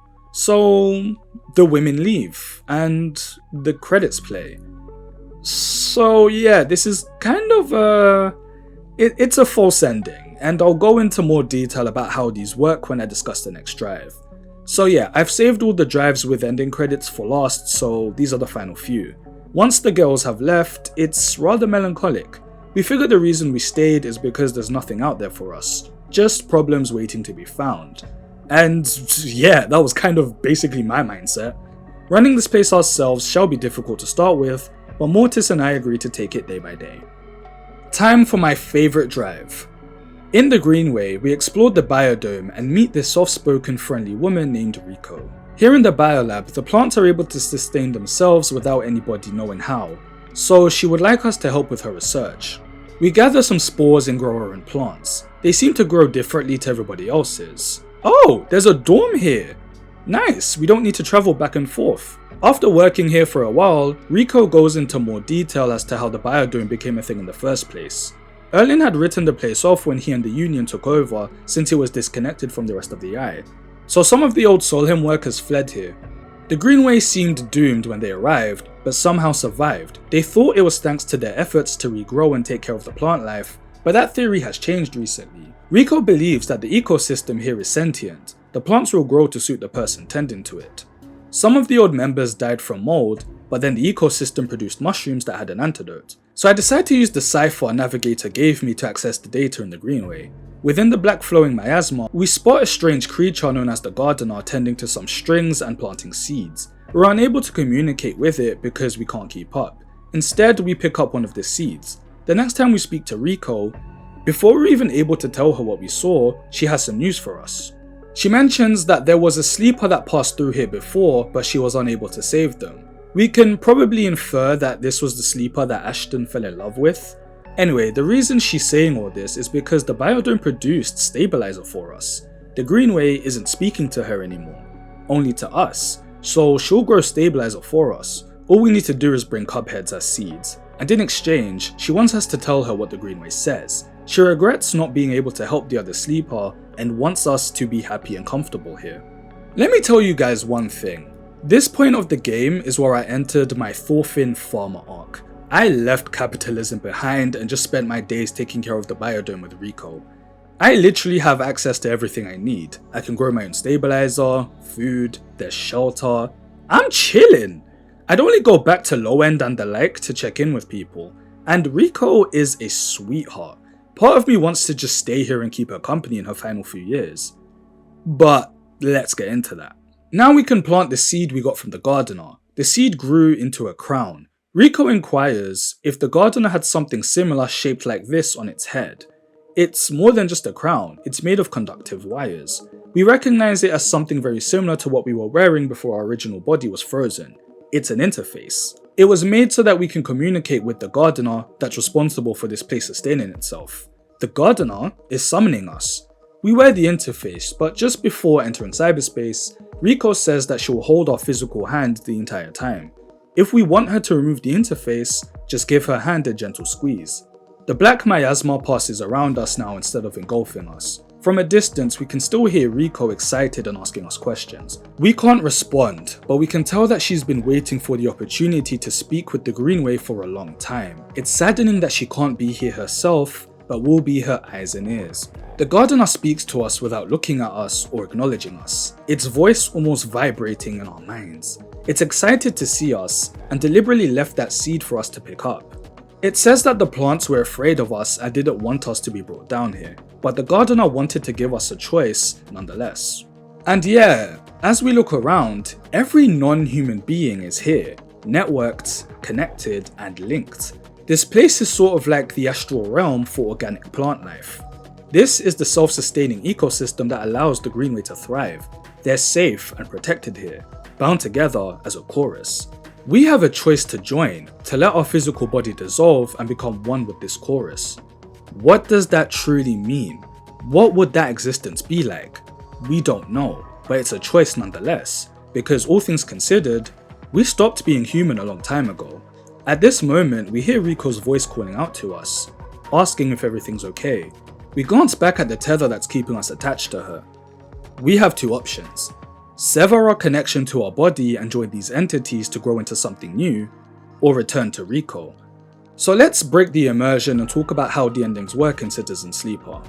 There's 8 possible endings. In short, you'll have 4 critical decisions to make, which will result in one of 2 endings. The choice will always involve either you leaving the eye by some means, like earlier we had the choice to leave with Bliss and Ankita, or stay behind with Mortis. So the second option will always be to stay on the eye, and in this case it's no different.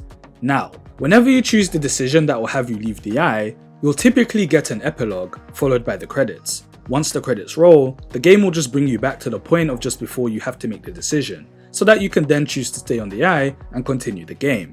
Now, with the Bliss and Ankita stuff, I didn't know that was the case, I just stayed behind without seeing the other ending.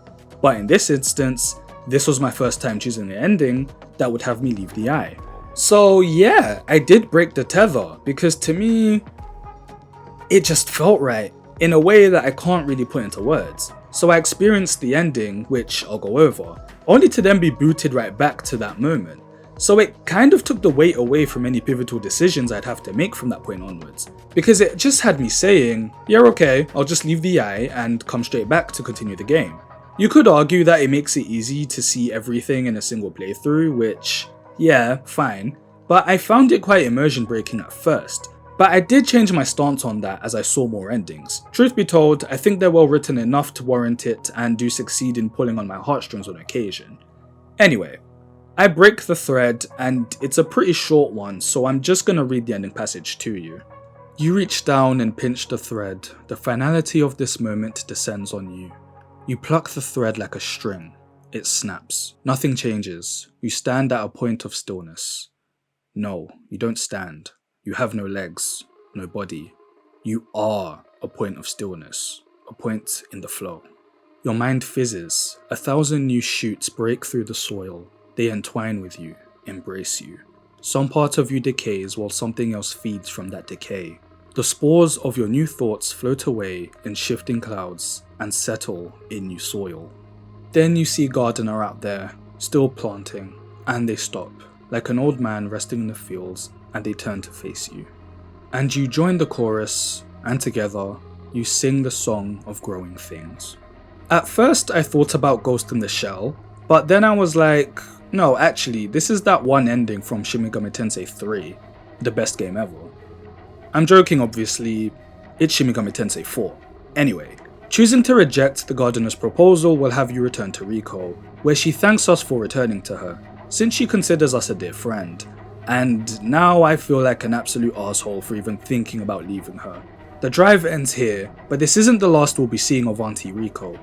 I loved this drive, I really did. I love Rico, I love the biodome and our farming arc. I love the concept of shedding our mortal coil to join the Grand Expanse.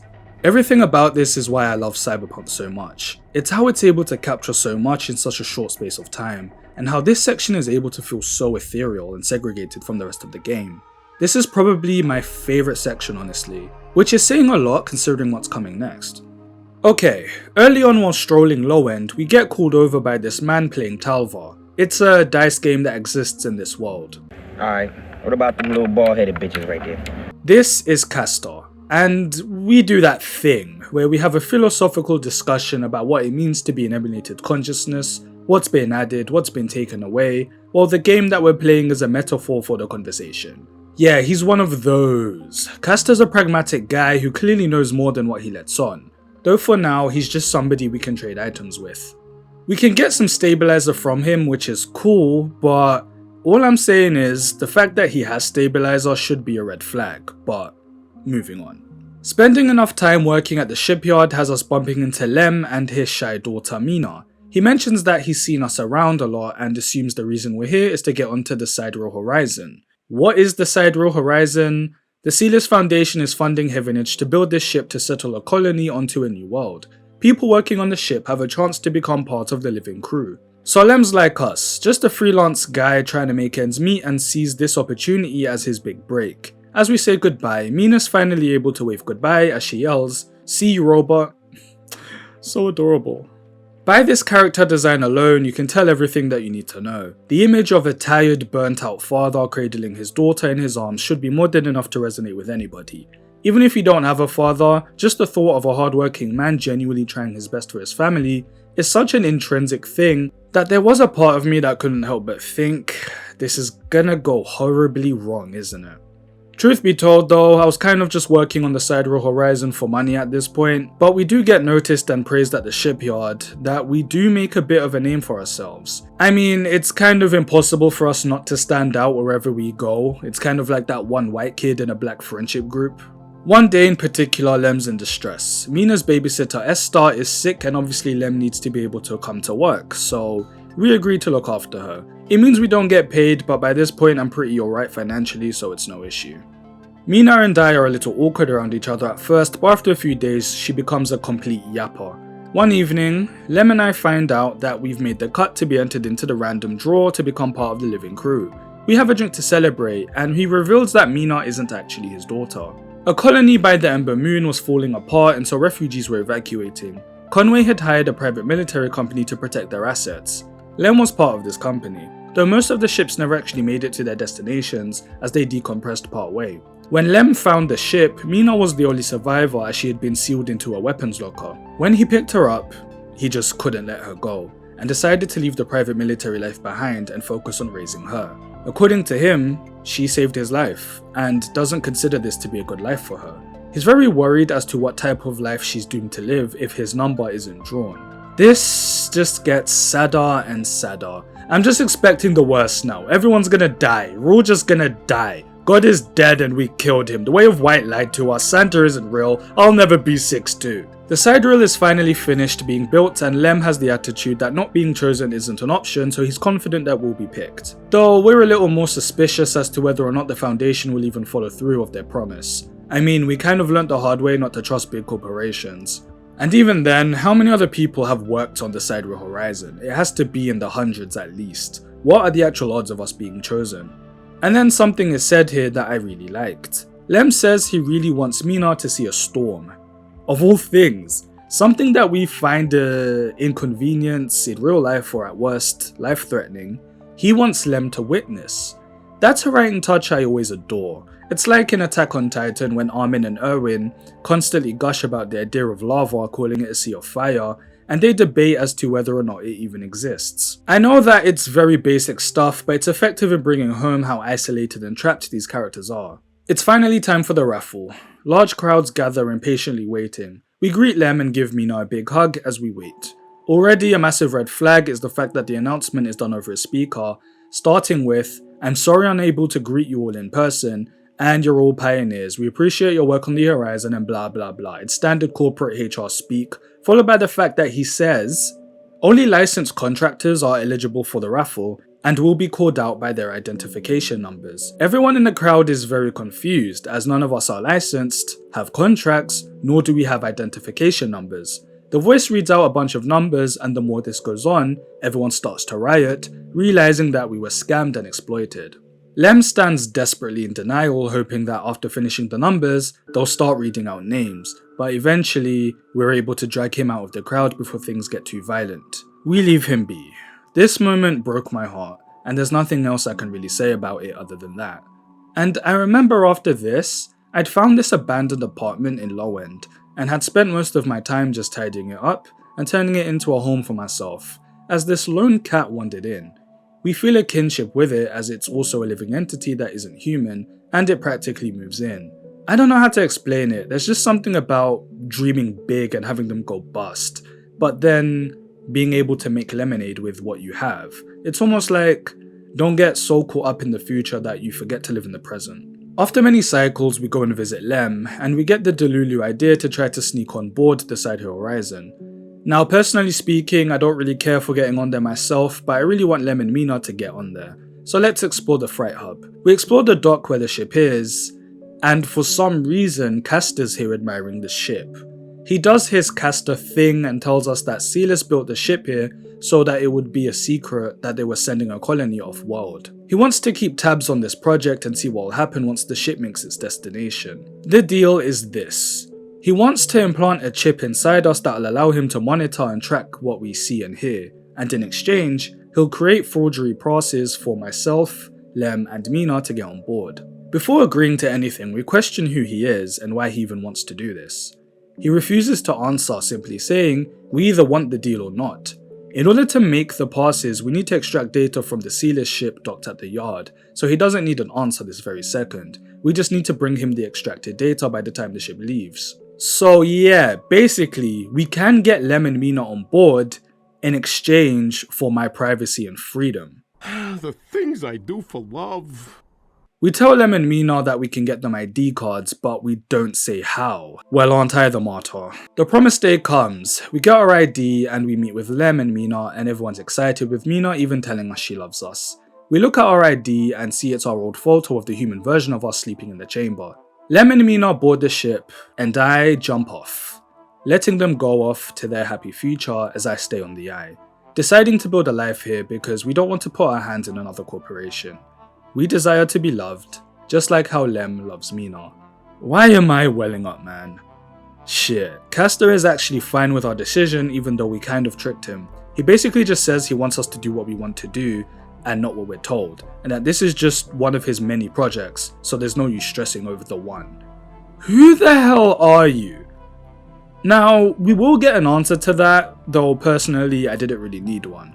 While I preferred the last drive because it was mostly about us, I do love this one too. It's us being selfless as hell with no real benefit. It's pretty much showcasing the best of humanity when confronted with the worst, and I'm so glad they managed to have a happy ending.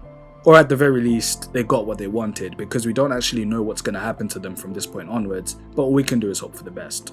Okay, that's basically it, at least as far as the base game goes. Citizen Sleeper has DLC.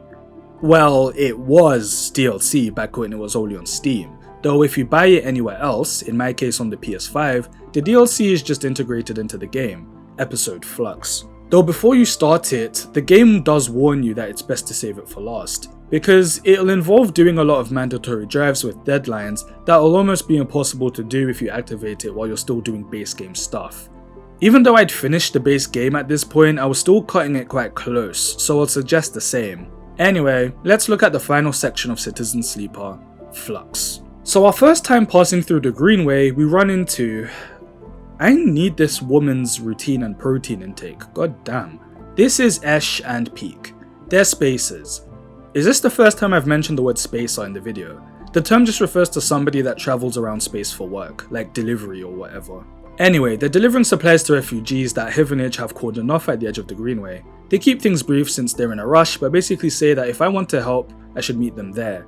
And when I do, that's when you kickstart the entire chapter.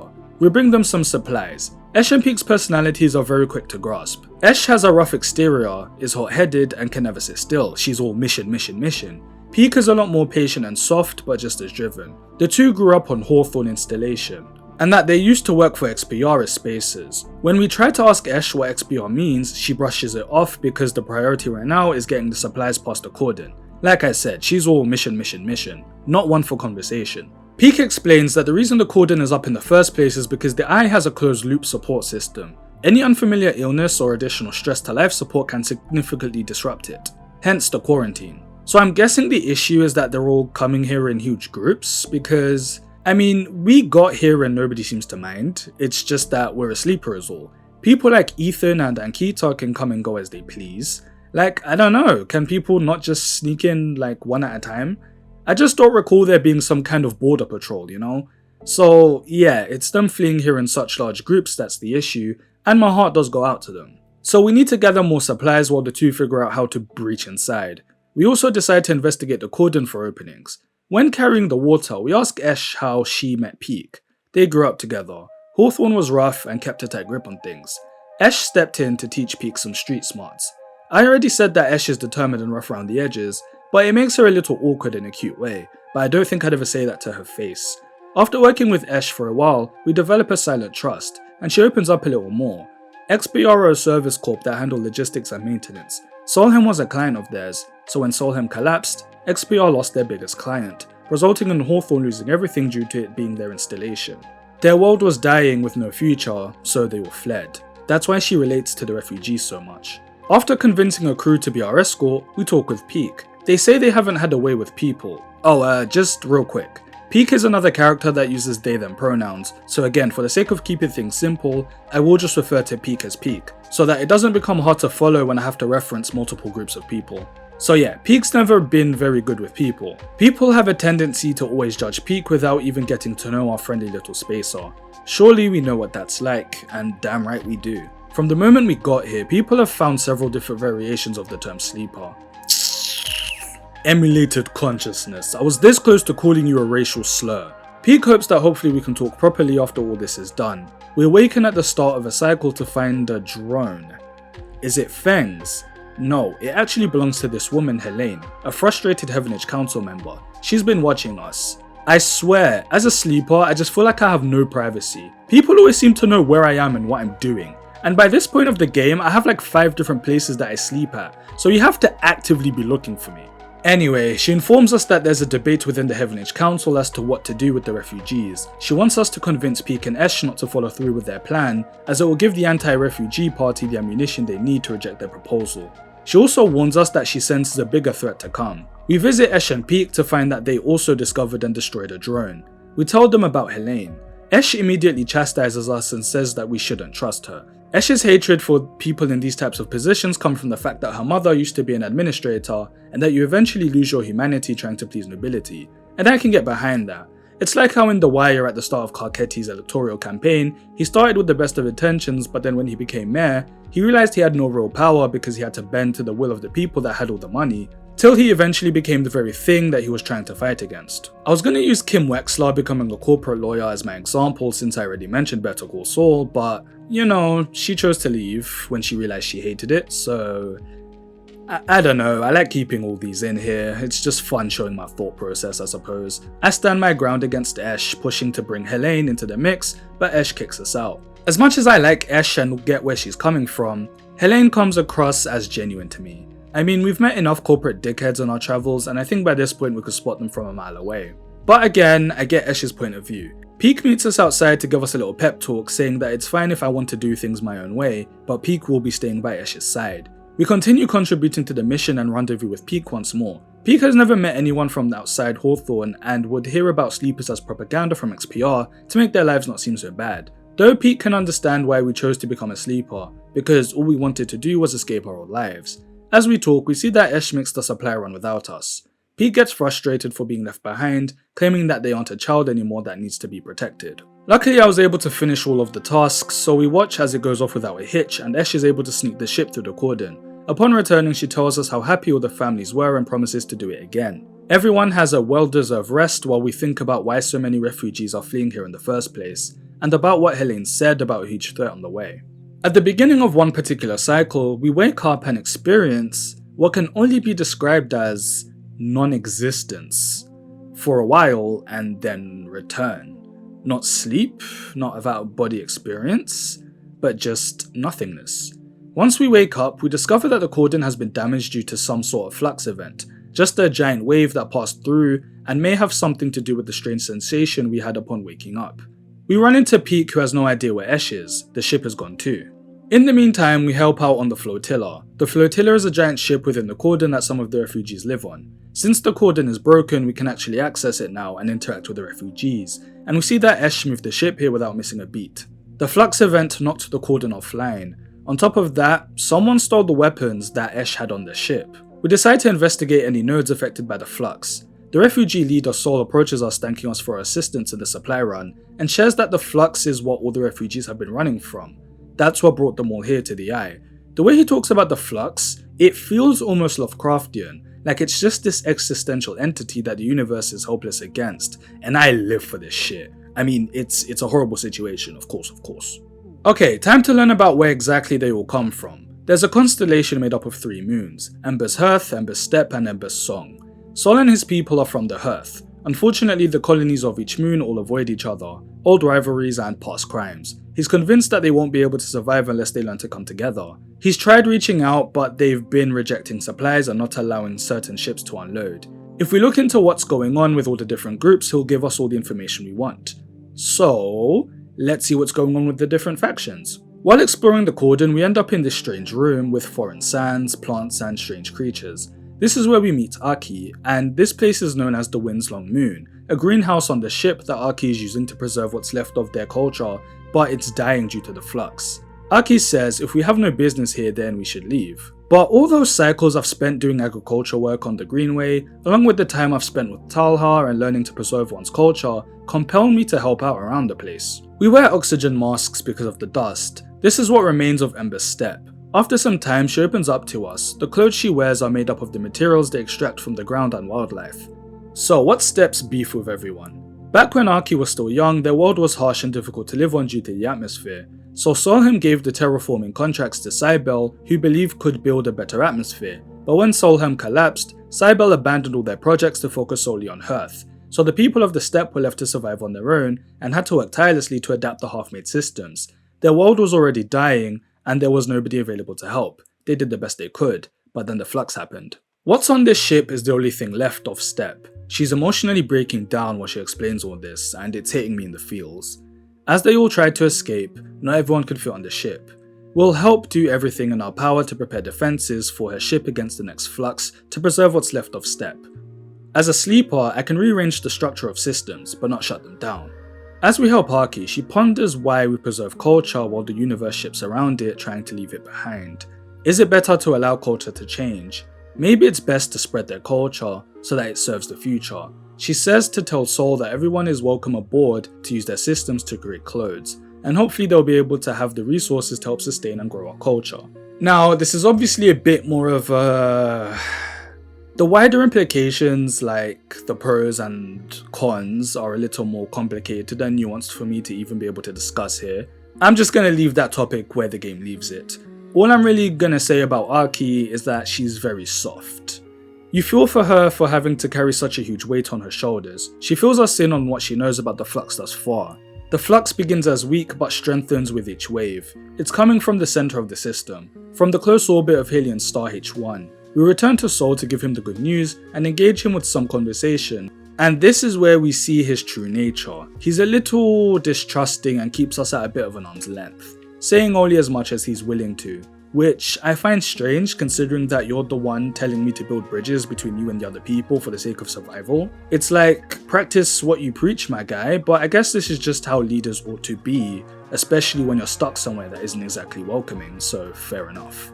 He does give us some bits of info though. The terraforming that had failed on Steppe had been perfected on Hearth. However, after the collapse, the people had to sustain it themselves, which was fine until the flux. Simple as that. We visit the Ember Song cluster of ships. They all have a bit of an attitude and we meet their leader.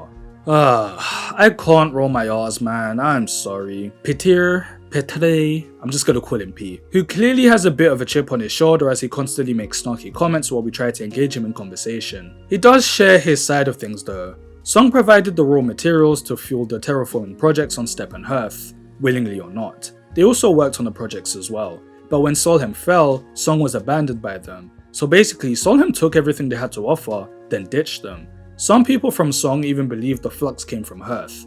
Whether that's the case or not, they don't want to live under Hearth. or anybody. They want their independence. So P's stance is that Hearth is only extending their hand with the agenda of being in control. And I can see where they're coming from. So P says if we want to help them, then fine, but we have to do it as ourselves and not under the name of Hearth. And that's a non-issue for me, to be honest. I'm not doing this out of any sense of loyalty to Sol, I'm just doing this because I have the means to help. It's not exactly putting me out of my comfort zone. We help around and eventually circle back to Peak, who looks as though they haven't moved since we left them, as they've been accessing the data of nodes that we've hacked earlier. They ask if we've heard of the Khan channels. No, so it's basically like teleporters but only for raw materials, not objects or people.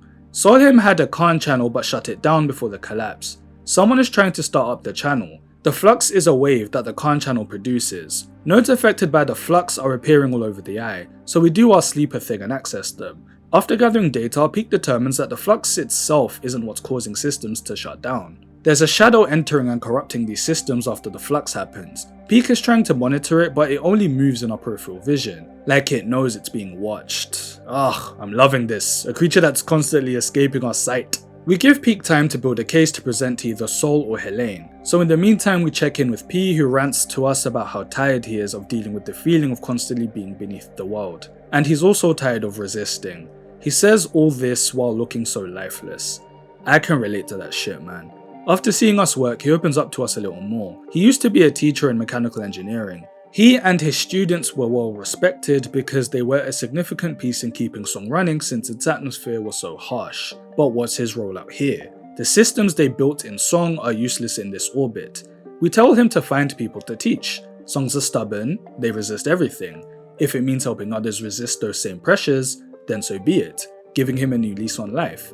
We also start to question if Sol sees us as a tool or an ally.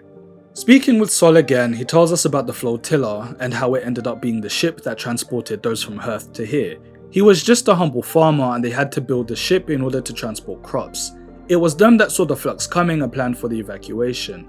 He wasn't planning on becoming the leader but was elected to because he knew the ship the best. Though now that the flux has hit the eye, it's time to pack up and move again. So he asks us to assist with upgrading the ship with the resources here. He wants to aim for somewhere along the belt where people have been rumoured to be rebuilding since the collapse. Personally, I'm not interested. I think I'll wait to see what Pete comes up with. Can I blame him though? Nah, it's kind of like finding out a tsunami's personally chasing you, like, are you really gonna stay behind and fight it? I'm a sleeper, so I've got capabilities other people's don't, so of course I'm going to be looking for a solution. Peak appears with a USB full of compiled data. They can't grab the shadow, it's like grabbing water. They suggest we tell both Helene and Sol. That's something that makes me laugh about this game. Sometimes it will set me up to think that I'll have to choose loyalties or something, but then it just lets me down like with Sabine and Rabia. They just sort things out amongst themselves and it's actually very refreshing. It's like, damn, so this is what reasonable adults behave like. We tried to get Peak to come with us but they refuse. It has to be us to convince both Helene and Sol alone because we're part of the Eye and Peak is the outsider.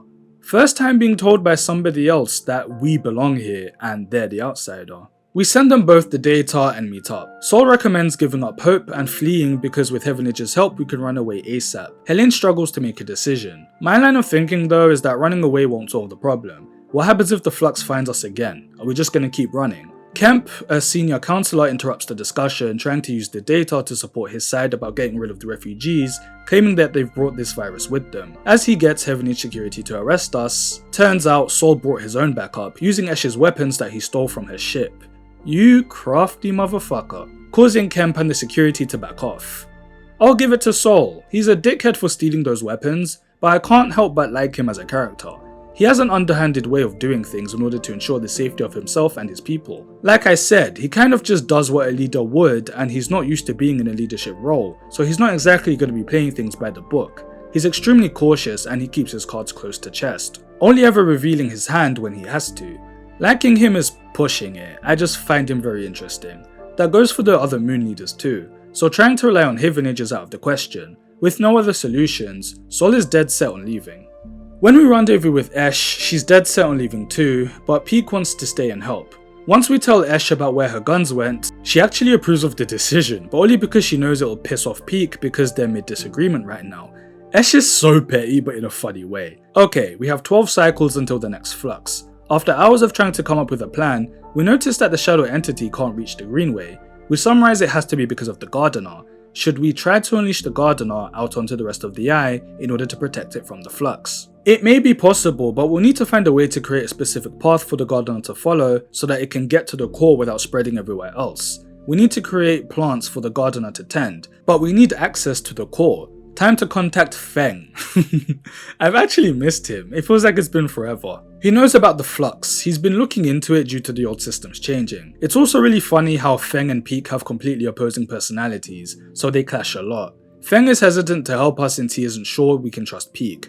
But Peak rants about the fact that they've more than proven to be a friend to the station, not to mention that Feng works for Heavenage, so if anything, Peak should be wary of him. I love this moment for Peak firmly standing up for themselves. Peak gains his trust and he gives us his card. We give him a firm manly hug and leave him so that we can plant our seeds. As we head for the core, we run into Castor. Yeah, remember him, the man of 1000 projects? I don't like your presence here. He invites us to play another round of Talva. As we play, he tells us everything. He works for Senate Stat. They own the entire H1 system after the collapse. They're the ones activating the Khan channel. It'll become the frontier town within 7 rich systems. Castor is here to collect data and calculate the risk, to see if it's worth keeping the current systems like the Eye intact. He sees great promise in us as a sleeper since we can access and control elements of cyberspace. He wants to recruit us, whether by choice or by force. And we're frozen in place. Most likely due to the bug Castor planted on us earlier during the whole thing with Lem. This shit was genuinely terrifying. It was like that moment from Bioshock. You know the one. So yeah, to me it seems like the only reason Castor didn't have an issue with us breaking our agreement from before was because he knew that at some point we'd reach this moment. Peak appears asking if Castor is our friend, but we're frozen and can't respond. They place a hand on our shoulder and ask if everything's okay. At this moment, Castor's eyes leave us and reaches for something. He intends to harm or kill Peak, but we're able to shove Castor at the last second, knocking the unidentified object out of his hand, and we run. We head down the elevator as we both stand here with high tension in the air. Peak talks about how they're gonna see this through. They're done running. We're gonna put an end to the flux here and now, because they need to settle this within themselves. With strong resolve, we both agree to see this through to the end. What a great character. As they put the seeds inside, we can hear a wire-like heartbeat, until it turns into a voice. It's Navigator! I legitimately smiled when it appeared. It's been hiding in the core. It's going to help us out since it owes us its freedom. It's going to guide the Gardener around the core. We take one last look before we leave, and Peak embraces us. We check in with Sol. He basically tells us to micromanage the other crews. P and the others plan to escape without Hearth and Step, to get out from under their shadow. As we help load the ship, we question our place in all this. Is the Eye truly dead? Was the Eye just meant to be a temporary stop for us? Is it home, or are we just stubborn? As these thoughts pass through our minds, oh, it's Tala, my love! She runs up to us and gives us a big hug. She's leaving to chase after her brother. She offers us the key to look after the bar, but I tell her I'm not so sure about staying because I'll follow Tala anywhere. We also bump into Rico. We give her a tour of the dust house as she's curious about the Ember Steps agriculture. We hold her arm and show her around. She wants to stay on the Eye. She knows she doesn't have much time left and wants to use those days doing what she loves. You know what, Rico? I abandoned you once to become an entity beyond human comprehension. I won't abandon you again. They really had the audacity to tear my heart between two of my favorite characters. Fuck you, Gareth. I'm joking, Gareth, I love you. Aki gives us such a warm goodbye, I can't help but smile. We meet up with Peak back where we first met and notice how different they look. More confident and sure of themselves. Time to connect the Greenway to the rest of the Eye. Peak spots Ash leaving and chases after her in order to give her a proper goodbye, so we wait and monitor the Gardener alone. And of course, Castor appears. Apologizing for before, he makes us a deal. He'll protect us, and in exchange, we be the one to facilitate the handover of the Eye to Senate Stat, but that means handing over control of the Gardener in the process. You know, the more I see of Castor, the more he reminds me of Prop Joe from The Wire. Bro always has a proposition to make. Anyway, I refuse, because I am done with handing everything over to a large corporation. This entire story started with the fact that I gave my entire body away, and it's time I stand on my own and live on my own terms. Not to mention, I'm not about to throw Gardener and Navigator under the bus for the sake of my own survival. That's a bitch move. We push past him, we catch up with Peak trying to convince Esh to stay, but she pieces out of the plot. Sol then appears ready to leave and we have to make a choice as to whether we're getting on board. I'm so tempted to leave, it's not even funny, but I've contributed so much here and I want to see it through to the end. To persist is to believe that a future, any future at all, is possible. And I'm just gonna read this last epilogue to you. You say the words, and the moment you do, the weight of it all seems to descend on you. You stumble a little and then stand straight, refusing to be crushed. You feel a tightness in your chest and a haze blurring your thoughts. Sol nods. Good luck. He sighs. You'll need it. He grips your shoulder and meets your eye. In the haze, his pitted and rough hands feel so real, so detailed that it grounds you. And then it is gone, and Sol goes with it, quickly moving to the waiting shuttle. As he does, you watch, unable to speak, your whole body pulsing. And then another hand falls on your shoulder and it grounds you once more. You turn to see Peak's bright eyes. Let's go, sleeper. You nod, and seeing how unsteady you are on your feet, Peak puts an arm around you and steers you towards the entrance to the bay. As they do, you hear the roar, feel the wind as the shuttle lifts off, and angles towards the flotilla. You don't turn, instead you keep your head down and focus on each step.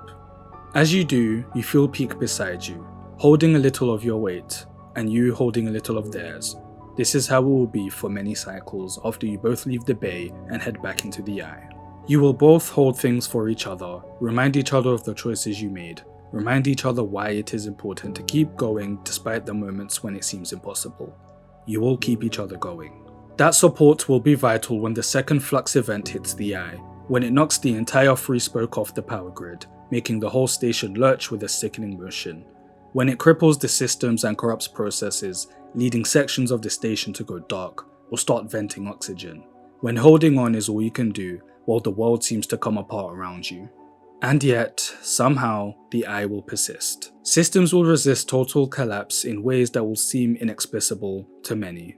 But to you and Peak, they will signal the awakening of a new force within the station. That new force will bring with it new challenges and new possibilities in equal measure. Strange growths will be reported all around the station in the wake of the flux event. Fungal crusts pushing through pipes and wiring. The eye will go wild, becoming a station of increasing unpredictability, prone to a seasonal rhythm of spore clouds and sudden growth spurts. There will be a strange and unsettling beauty to this paradigm shift as the greening of the station turns it from a corporate ruin to some altogether new assemblage of biological and mechanical structures.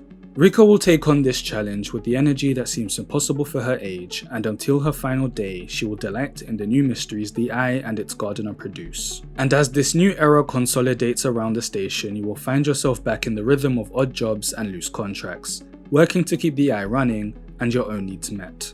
But now, many residents will call for you specifically, and before long, you'll be known as a fixer, a helper, a friend to many.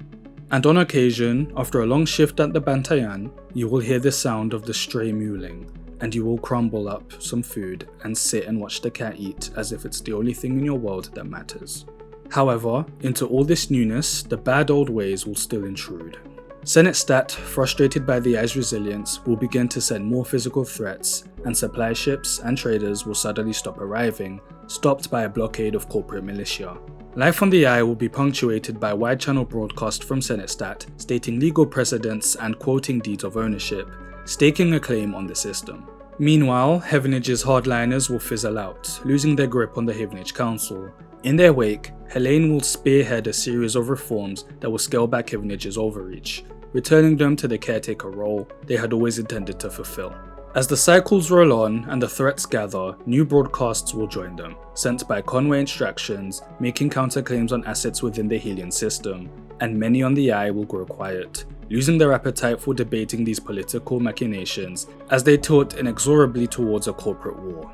And ever on the Eye will spin, growing now in strange ways, haunted by strange new growths, and hosting cultures of increasing resilience. As the Helion systems descends into crisis, you will find comfort in the fungal patterns, the familiar conversations, the spices and the smells that will accumulate around you as your body continues its unavoidable decay.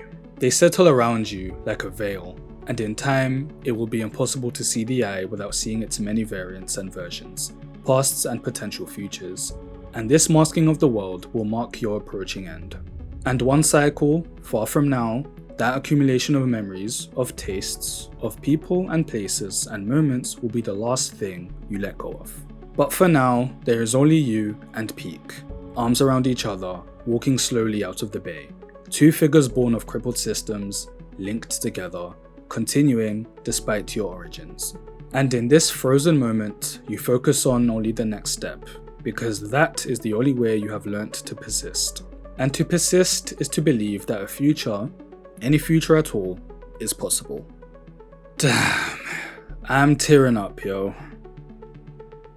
I would go over the other ending, but it's basically just us getting onto the ship and listening to everything we just were told from the other ending, but through radio stations. It's essentially the same. But that's kind of the idea, that either way, the eye is in constant change. I think that's what sums up this game in a nutshell. At the end of the day, your entire existence is just a tiny blip. So enjoy those little moments, those little interactions, those little moments of joy, those little moments of sadness, because at the end of the day, the world keeps on moving. Citizen Sleeper 2 should have just been released by the time I put this video out, or just being released. And if you've enjoyed this video and it looks like your type of game, please support the studio and purchase this passion project. I will look at Citizen Sleeper 2. It probably won't be the next video because my Neanderthal brain does need some combat, so I'll most likely be looking at Romancing Saga 2 or Dragon Quest 3, but it will definitely be the video after. Thanks for watching, take care, and stay safe.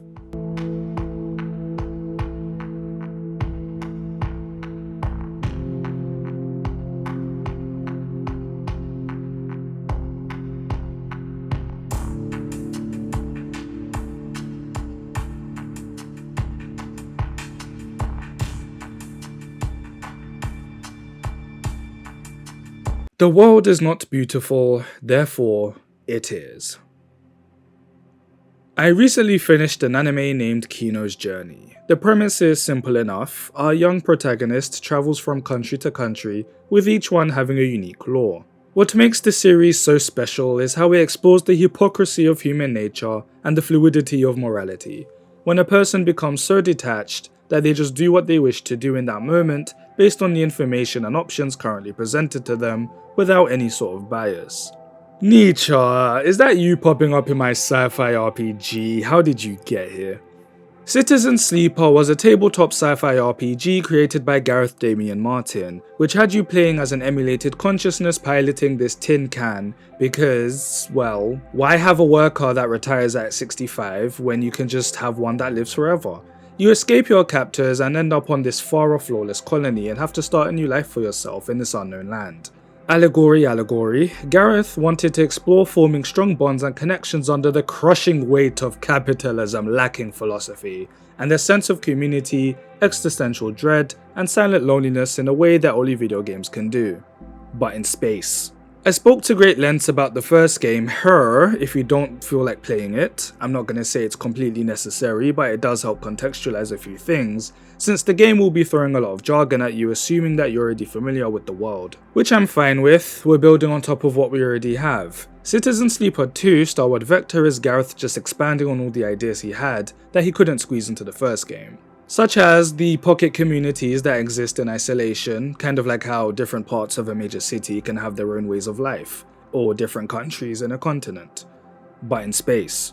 Describing the setting of Citizen Sleeper is fairly straightforward. You've got various corporations fighting over control of the galaxy. Many corporations have risen and fallen, and some even bleed into each other. The fight still rages on to this day with just different names, but all ultimately have the same agenda. The main organizations to keep in mind are Solheim, who once stood prominently but collapsed prior to the start of the game, Heavenage, Senate Stat, Utsubo, Essen-Up, and Conway. You aren't going to have to memorize these, I'm just introducing them to familiarize you with the names. And that the backdrop of this game is that there's a corporate war between Senate Stat and Conway. Those are the main two to keep in mind. Senate Stat and Conway. First foot forward, I definitely prefer Citizen Sleeper 2 over the first game. Do you want to know why? Well, I'll tell you anyway. I'm going to be spoiling everything as this is a personal reflection of what I've experienced. Sit back, get cozy, do some housework, and listen to my British voice. Let's get into it. Oh, there's difficulty options now. Interesting. I wonder how you'd implement that in a game like this. Let's go with risky. Class selection. So in the first game, choosing a class would determine what stats and perks you started with, but it was easy to max all your stats out by the end. Citizen Sleeper 2's countermeasure is by having each class lock you out of a particular stat. So no matter what, you'll have an Achilles heel. A change I like because I hate feeling overpowered when I'm supposed to be roleplaying. I'll stick to Extractor since it's what I used in the first game. It locks me out of the intuition stat, but intuition is definitely something I lack in real life, so... Oop, let's increase the text size real quick. We awaken to find ourselves strapped down to a table while this Yakuza-looking boss taunts us and berates us for thinking that we could escape him. We're obviously confused as to who this is and what he's on about. All we know is that his name is Lane, and he's about to do something to our emulated mind. But we're rescued by this stranger as he beats everyone up. A body floats in the air surrounded by red spheres. He unstraps us and we make a break for it. As we maneuver around trying to avoid more guards, our saviour realises that we have amnesia and gives us the lowdown as to what's going on. So obviously we're a sleeper that sold our body to SNOP so that they could transfer our consciousness into this shell in hopes of a new life, but unfortunately all it really means is that SNOP can work us like slaves forever. We escaped and ended up on Darkside, which is where we are now. It's mostly run by Utsubo, which is a criminal syndicate run by Lane, so we pretty much just went from one slave owner to another. As a sleeper, it's due to the fact that every 3 days we need to take stabilizer, otherwise our body literally falls apart. So our friend here, Seraphine, was right there alongside us working under Lane. The two of us were plotting our escape, which we obviously can't do because stabilizer isn't easy to come by. So the solution was for him to reboot us to remove our reliance on it. However, Lane caught wind of what we were doing and interrupted the process, which is when we woke up. So while we're able to operate without needing stabilizer, it messed with our memory, hence we can't recall anything. Our priority for now is to escape Darkside, so we're gonna hijack a ship. This is where we're introduced to a new mechanic expanded from the first game. Skill checks during story moments. While Seraphine is fighting the guards, I try to break the door, but fail. It was a 25% chance, man, come on. But we do manage to get on and make our grand escape. So there's already a big distinction between the first game and this one. While the previous game's opening was slow, methodical, and focused more on building an atmosphere, Starwood Vector's opening is a lot more fast-paced and action-heavy, even throwing in combat skill checks during cutscenes, or story passages. Skill checks only mattered in the first game when it came to performing tasks using dice rolls. Here we're leaning even more into the tabletop D&D style of story mechanics introduced prior, and I think it provides a softer barrier to entry if you find text-based adventures to be a little too slow. We dock at a place called Hexport in order to refuel and catch our breath. Seraphine does worry about me passing out since I passed out a few times on the way here, but we figure we can handle ourselves. He gives us some chits and we do our thing. He tells me to keep a low profile, so I'm gonna talk to all the crews that I can find around the docks. As we explore, we spot someone getting robbed. Guess I'll help out. I do like how no nonsense we can be in this game. We'll be getting into a lot of scraps as opposed to constantly keeping our heads down. Anyway, we beat the shit out of the guys harassing him, and Femi isn't exactly thankful for the assistance, even criticizing us for being a do-gooder. But it seems to come more from a place of confusion, as it's just his awkward way of telling us this isn't a good location for a good-hearted person to be. It says a lot about what he's experienced throughout his life, and it does set up the atmosphere of the belt we'll be spending the game in. We help him carry his bags to his ship, the Kimball Crash, where his little sister Nia is waiting for him. They do interact like siblings, it's really cute. Once her big brother's out of earshot, Nia asks if we're looking for a crewmate because she doesn't like being coddled and wants to prove that she can make it on her own. Well, she's a grown woman that can make her own decisions and we are in need of help, so I tell her we'll bring her along if something comes up. After saying goodbye, I find a bar to get some food before returning to Seraphine. It turns out the feed lines on the ship are busted, meaning we can still travel but only within the orbit of Hexport and not further than that. So we're housebound until we can find some replacement tubes. While Seraphin tries to see if he can improvise a solution, I try to see if I can network by pulling some shifts at the local docks, gamble at the bar, and hitting the trade market. The more I get to know and explore Hexport, I eventually make my way to a shop named Cast & Supply and spot some feed lines in the window. Who do you remind me of? This is gonna piss me off. I'm sure it's some sort of 80s or 90s villain, I just can't put my finger on it. Anyways, Costin is willing to sell the feed lines to us for 400 cryo, which we obviously don't have.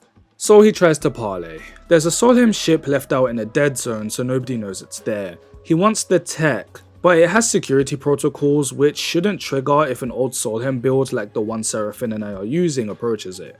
If we can extract its core, he'll happily give us the feed lines. He also stresses that nobody else is allowed to know about this.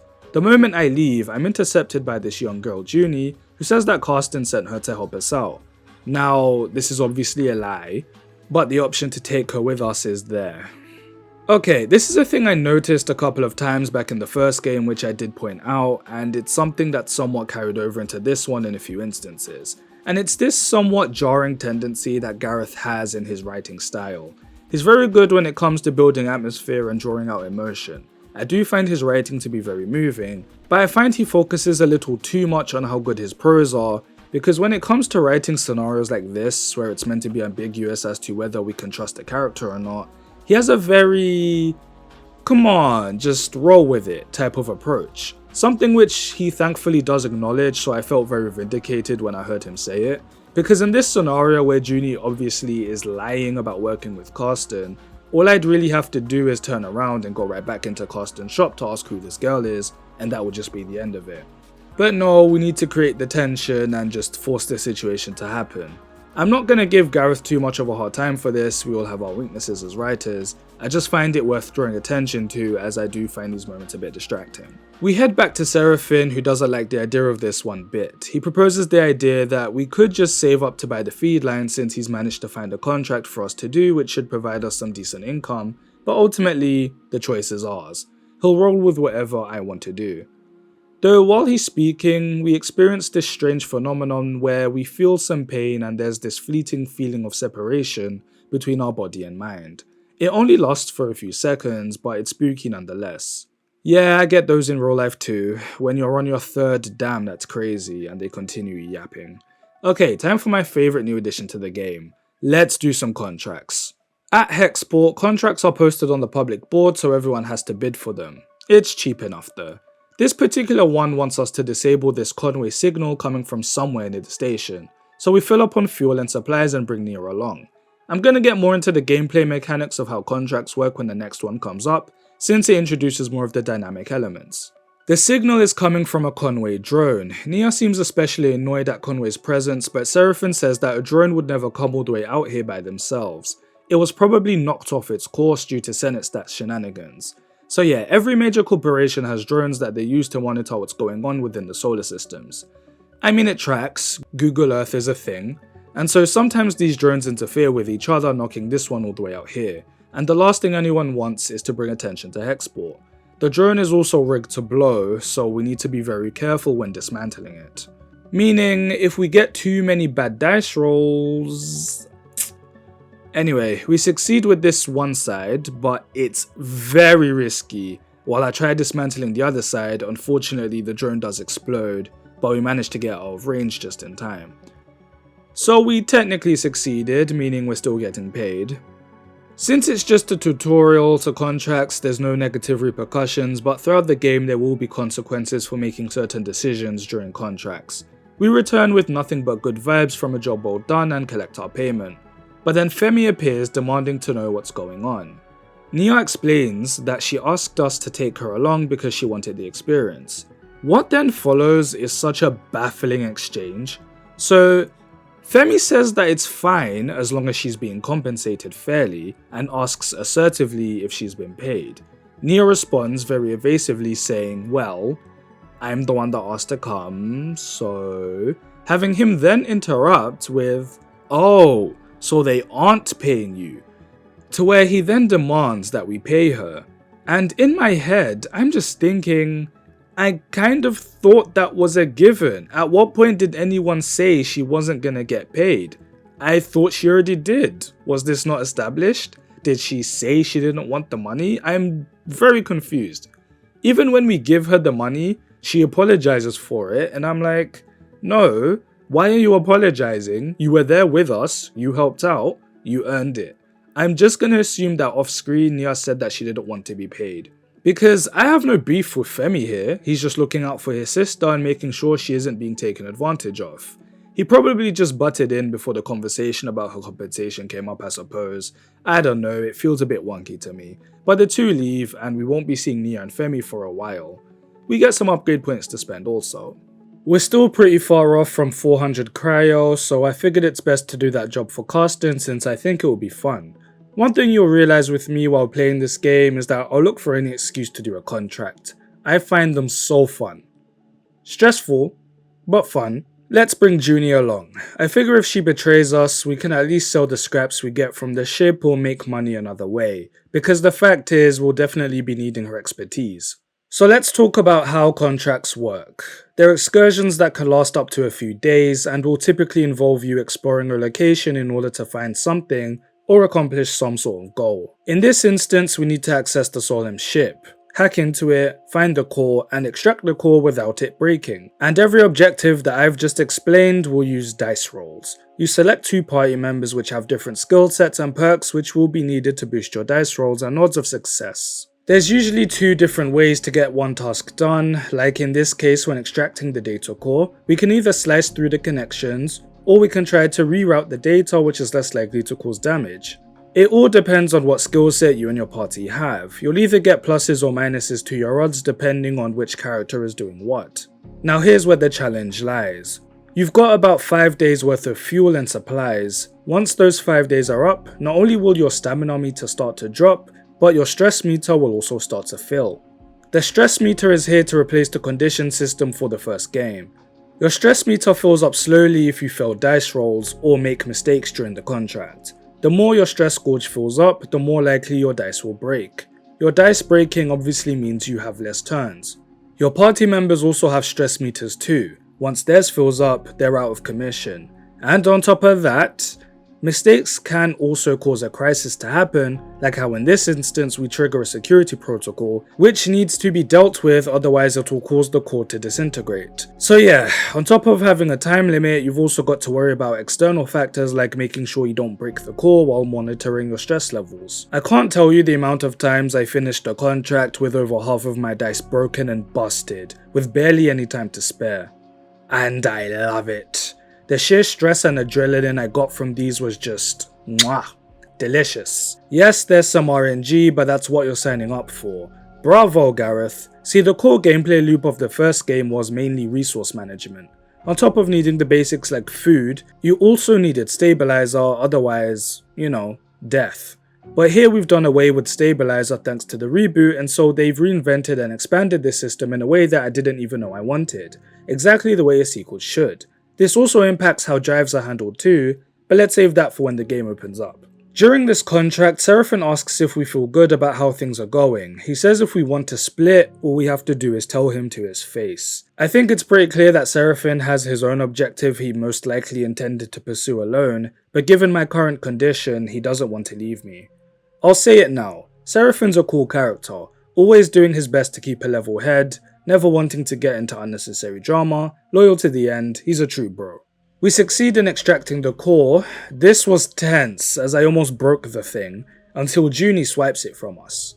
The reason she wanted to come with us isn't for anything malicious. She wants to extract the core's data and access the locked away secrets of Solheim, the former conglomerate that collapsed ages ago. Junie wants to unlock these secrets, hoping that if she gathers enough data across the system, it will reveal some sort of answer or a new path for humanity, so that they won't have to live under the ruling thumbs of Senate Stat or Conway. But once she's extracted the data, it will fry the core, making it unusable. So we have to make a choice.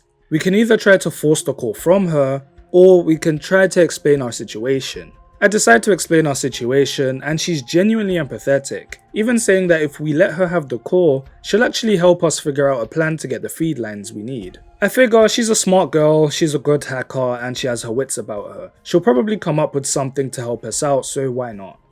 Once we touch base, Seraphine is pissed, but Junie says that Karsten is no good anyway.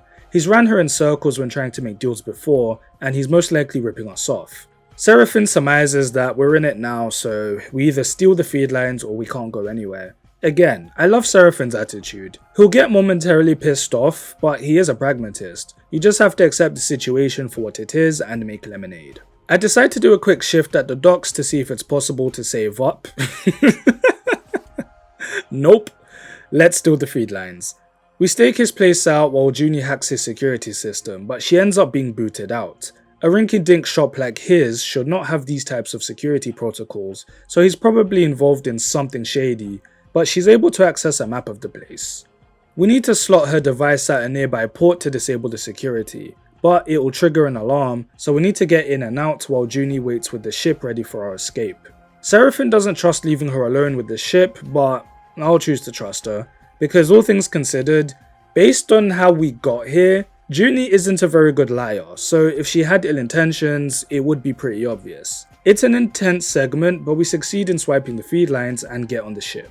Karsten appears too, shouting something at us, but I shot the hatch in his face. As we escape though, an evacuation call from Hexport is picked up. While Seraphine looks at this, Lane seems to be speaking to us in our minds. During all the chaos, we pass out. We wake up in an unfamiliar location. Bliss? Holy shit! Wait, I'm not meant to know who you are. Roleplay. They tell us that our crew brought us here and went out somewhere. Bliss heard our distress call and is now repairing our ship, though not for free, so Seraphine is out doing some work in order to afford the payment. Fair enough. Still living job to job, I see. Word on the street is, Hexport exploded. It's just gone, and everyone on it. No clue as to how or why, but we've escaped to a section of the belt known as the Wash, and right now we're on the far spindle. Seraphine returns, clearly unfit to work as he sustained some injuries after the explosion, so he'll be out of commission. For the rest of the game, might I add. From this point, he's just a pilot and will never join us on contracts. But he's still a prominent character within the story, so we tell him to chill and take it easy while I explore the far spindle and do some jobs. We're gonna be on the far spindle for a while. Junie also decides to take her leave. She needs someone to decipher the data for her. She has a project she needs to finish. She's very apologetic while giving us some chits. Junie just seems to have a one-track mind. I have no hostility towards her, though it does make me wonder if she just needed us as her ticket out of Hexport. This is also our introduction to the glitch mechanic. Every so often throughout the story, whenever Lane reaches into our head or we take significant damage, it'll increase the glitch clock. The higher the meter, the more glitch dice we have. Glitched dice only have a success rate of 20%. Funny enough though, I found that they succeeded more than they failed. Using glitched dice is how you reduce the meter, so just use them a few times and you'll be back to normal. It's only really during contracts that they may become a problem, but aside of that, it's no biggie, just an extra layer of difficulty. So let's see what the far spindle has to offer. We run into Cadet the courier. She gives us all the info and tips for the spindle, but she's a very fast talker while also using her own jargon for things, so a lot of it can come across as gibberish, but she's mostly just using us to vent her frustrations too. About the various people she's forced to interact with due to the nature of her job. Depending on how you interpret or gauge a lot of her dialogue, Cadet can almost come across as having a bit of a difficult personality to vibe with, since she seems so eccentric. I almost picture her sounding like Mortis from Mass Effect. Some other time, about to test new bioweapon. Not on us, of course. Didn't think I had to specify, but Joker got nervous. The type of person who immediately starts talking the minute they wake up before I've even had my coffee. So I can see how she could probably piss off the people around her, but I find her strangely charming and likable. She has a weird charisma to her, probably due to the fact that she has so much pride in what she does. She's very entertaining and I want to root for her. And she's gonna need the luck. After speaking with Cadet, I spent some time at the local tavern to find some leads on some possible crewmates or some work, but nobody gives us the time of day. Everyone keeps to themselves, and on top of that, I'm a sleeper, so you know how that goes. Eventually we're approached by this large shifty man named Eugene, and sells himself to us as a useful crewmate.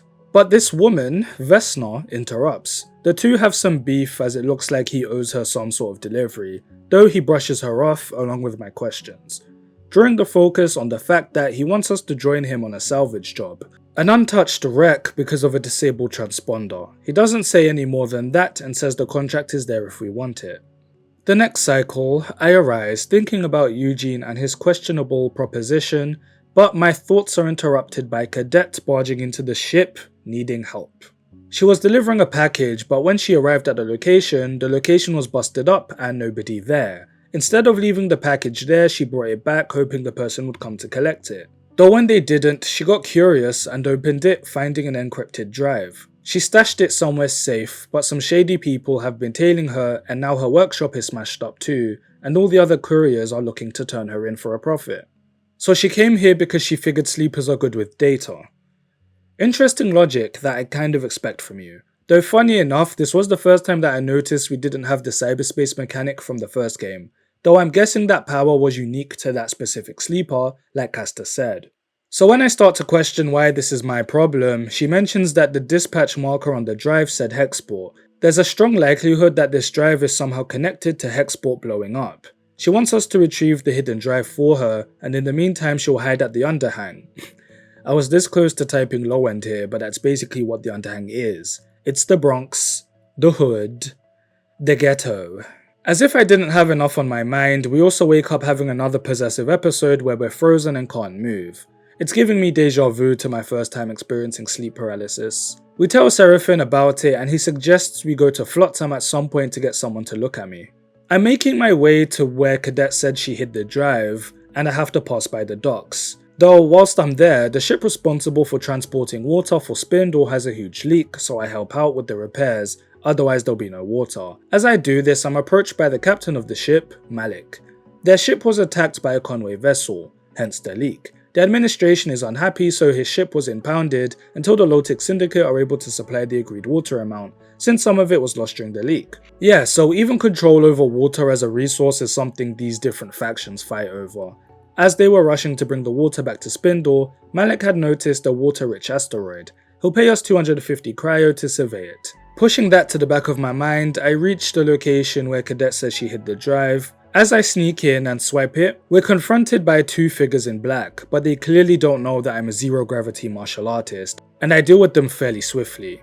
Have I expressed how much I love how capable we are in this game? As we escape, Cadet appears on an airbike. We give her the drive and she says we should go our separate ways for now, and that she'll be waiting for us at the scatter yards. But our ship needs a hazard navigation suit in order to get that far, so we won't be seeing Cadet for a while. Bliss has also finished repairing our ship and wants to come along as a form of payment. They don't want to stay in one place due to what happened at Export. They prefer to be on the run with us.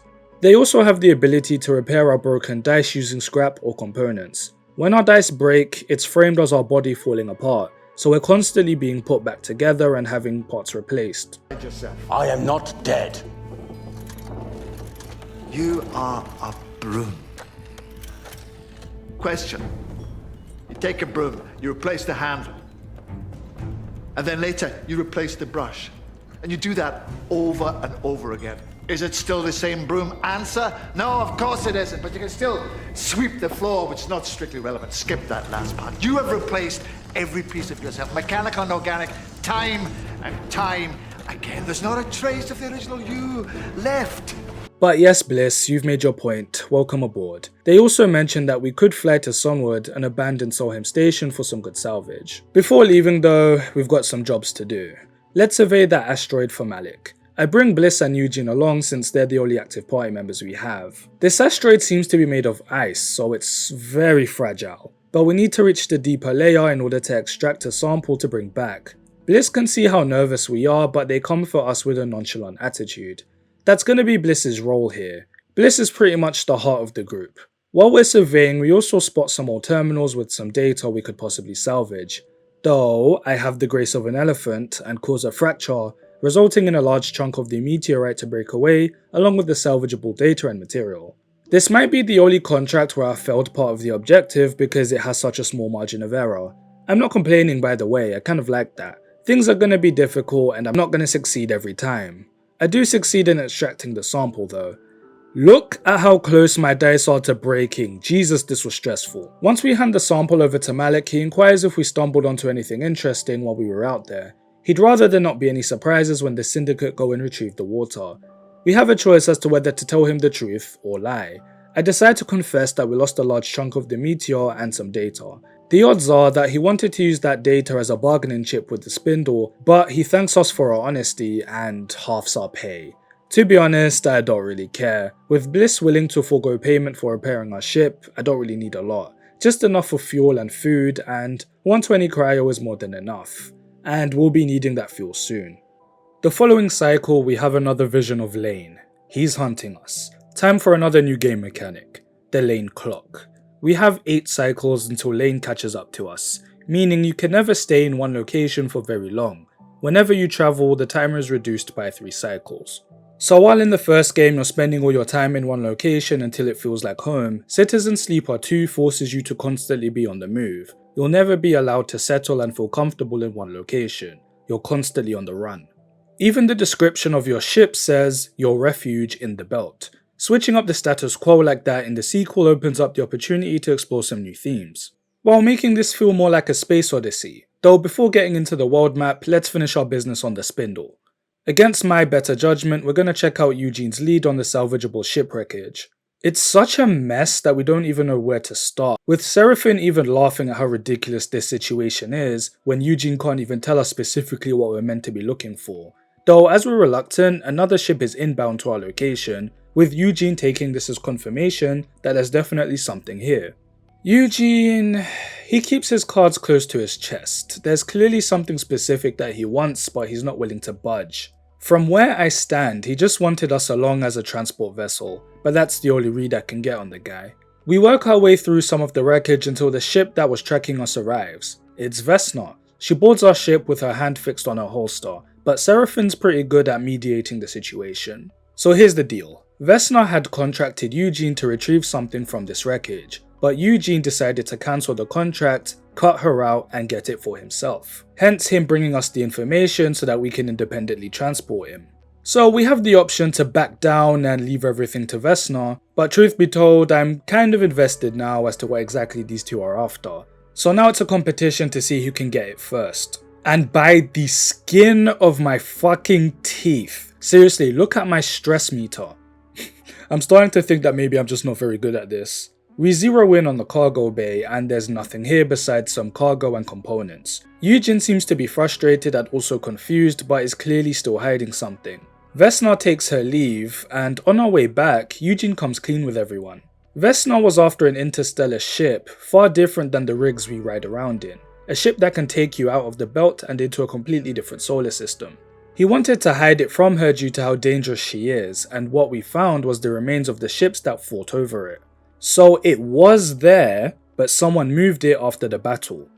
The Aphelion Path. He kept it a secret from us due to not wanting the information to get out.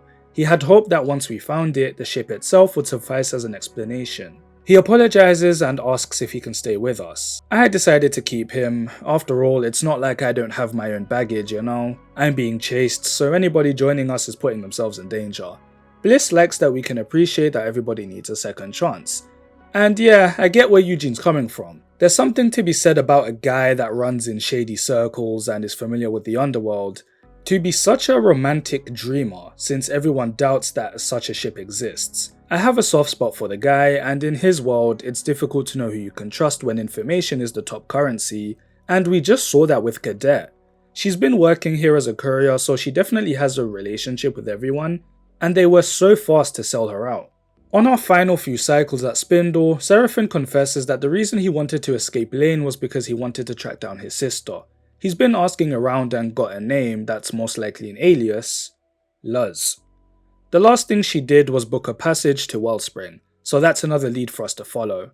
I used the components we got to patch myself up and work at the bar before choosing where I want to go next. Since I don't have a Hasnav, I can't get to where Cadet is, so yeah, this world map isn't as simple as choosing a location and going there. You have to be adjacent to where you want to go, meaning you can't just bypass these places, you have to physically land on them, and most likely restock your fuel since you have a very limited supply. On top of that, you've got other hazards which you won't be able to navigate around just yet, and that's perfectly fine.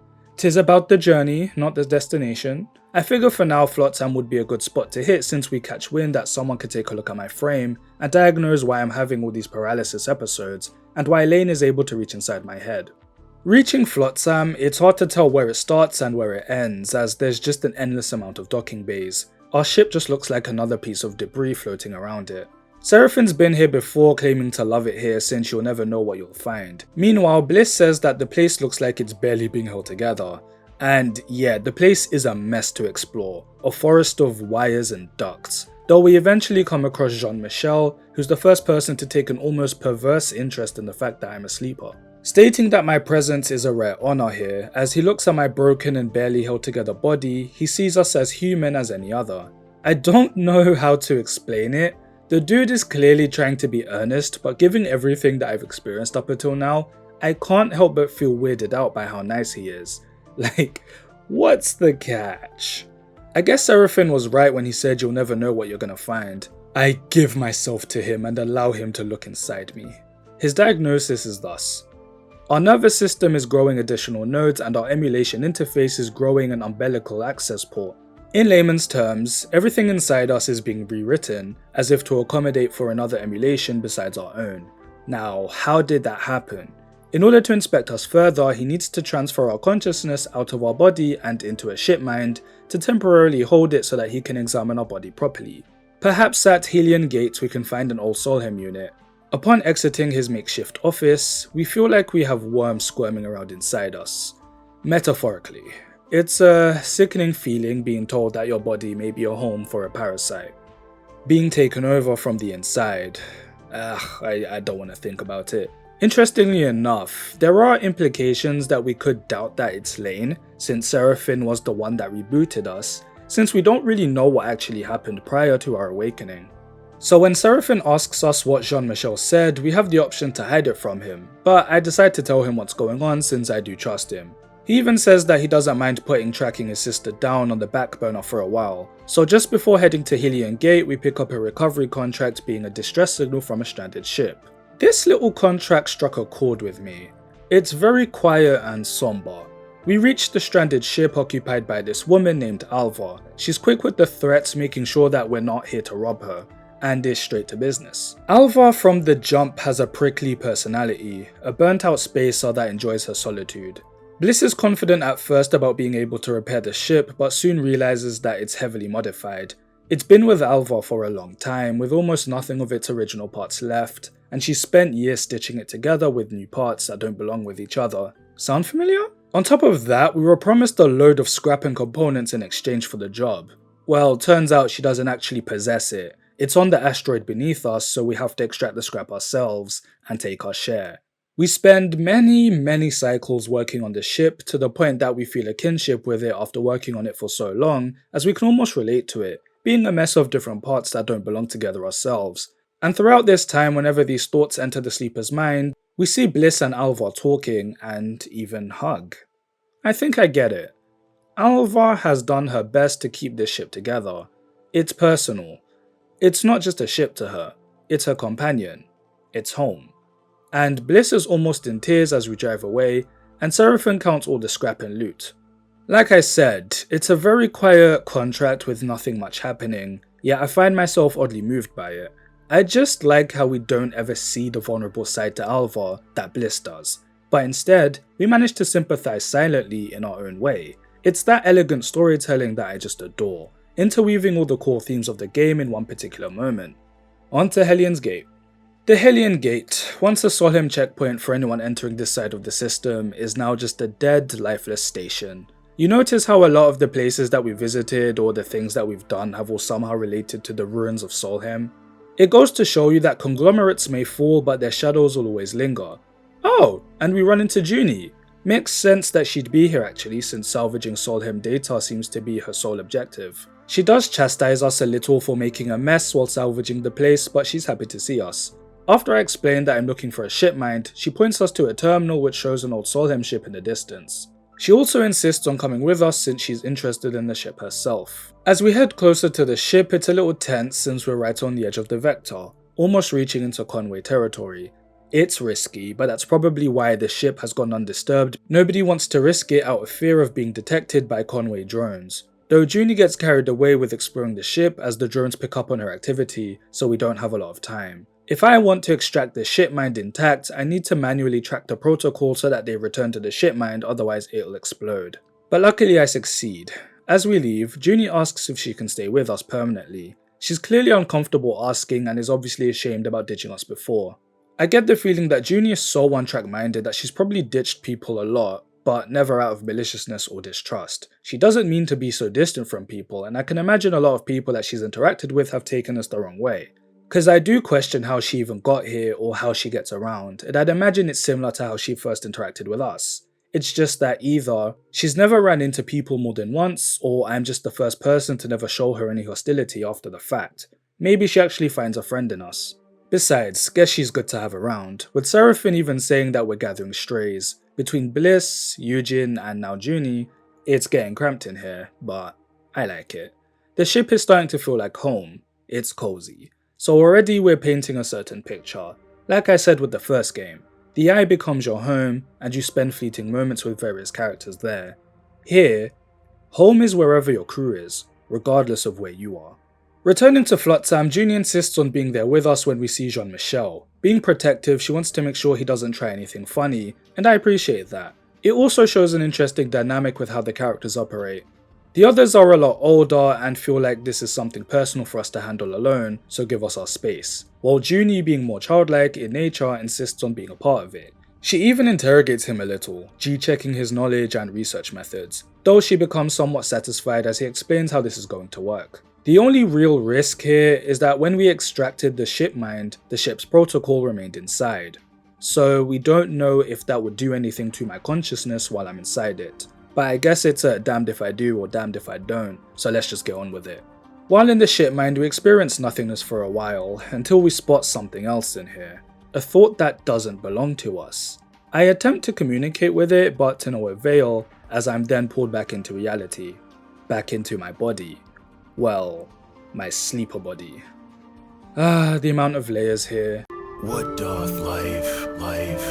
Are we just fleshy blips in some meaningless stew of cosmic oblivion? Or is it vice versa? I covered that to death in the first game though. Anyway, so what's causing our body to be rewritten? The stabilizer that Lane had been injecting us with was laced with something else. It was a very slow process done in small dosages, and unfortunately, he doesn't know how to reverse it. That's fucking gross. The game doesn't even need to give me that worm analogy this time.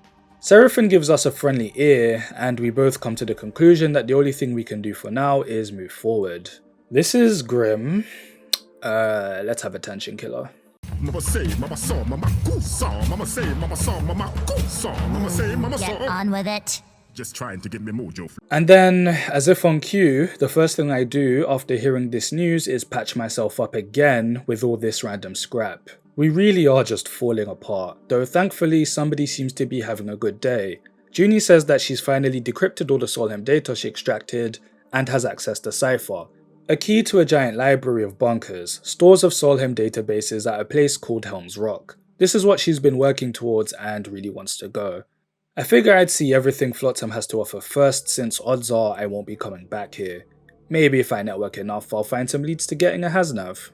The following cycle, in my dreams, that strange entity we encountered in the ship mind appears, saying it doesn't want to be replaced. Probably nothing important. There's a soup kitchen here to feed the homeless and refugees, and I decide to help out. If you volunteer, you get to eat too.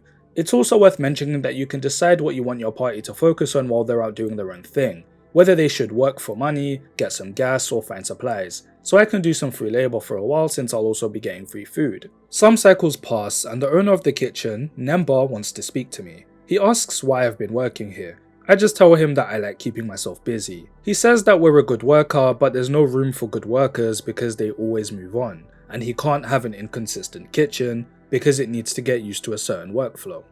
Which, believe it or not, I do get, but at the same time, people are always going to want more and aren't always going to be in a position to give to charity. But I very quickly get where this is going. He's definitely going to ask me for a favor.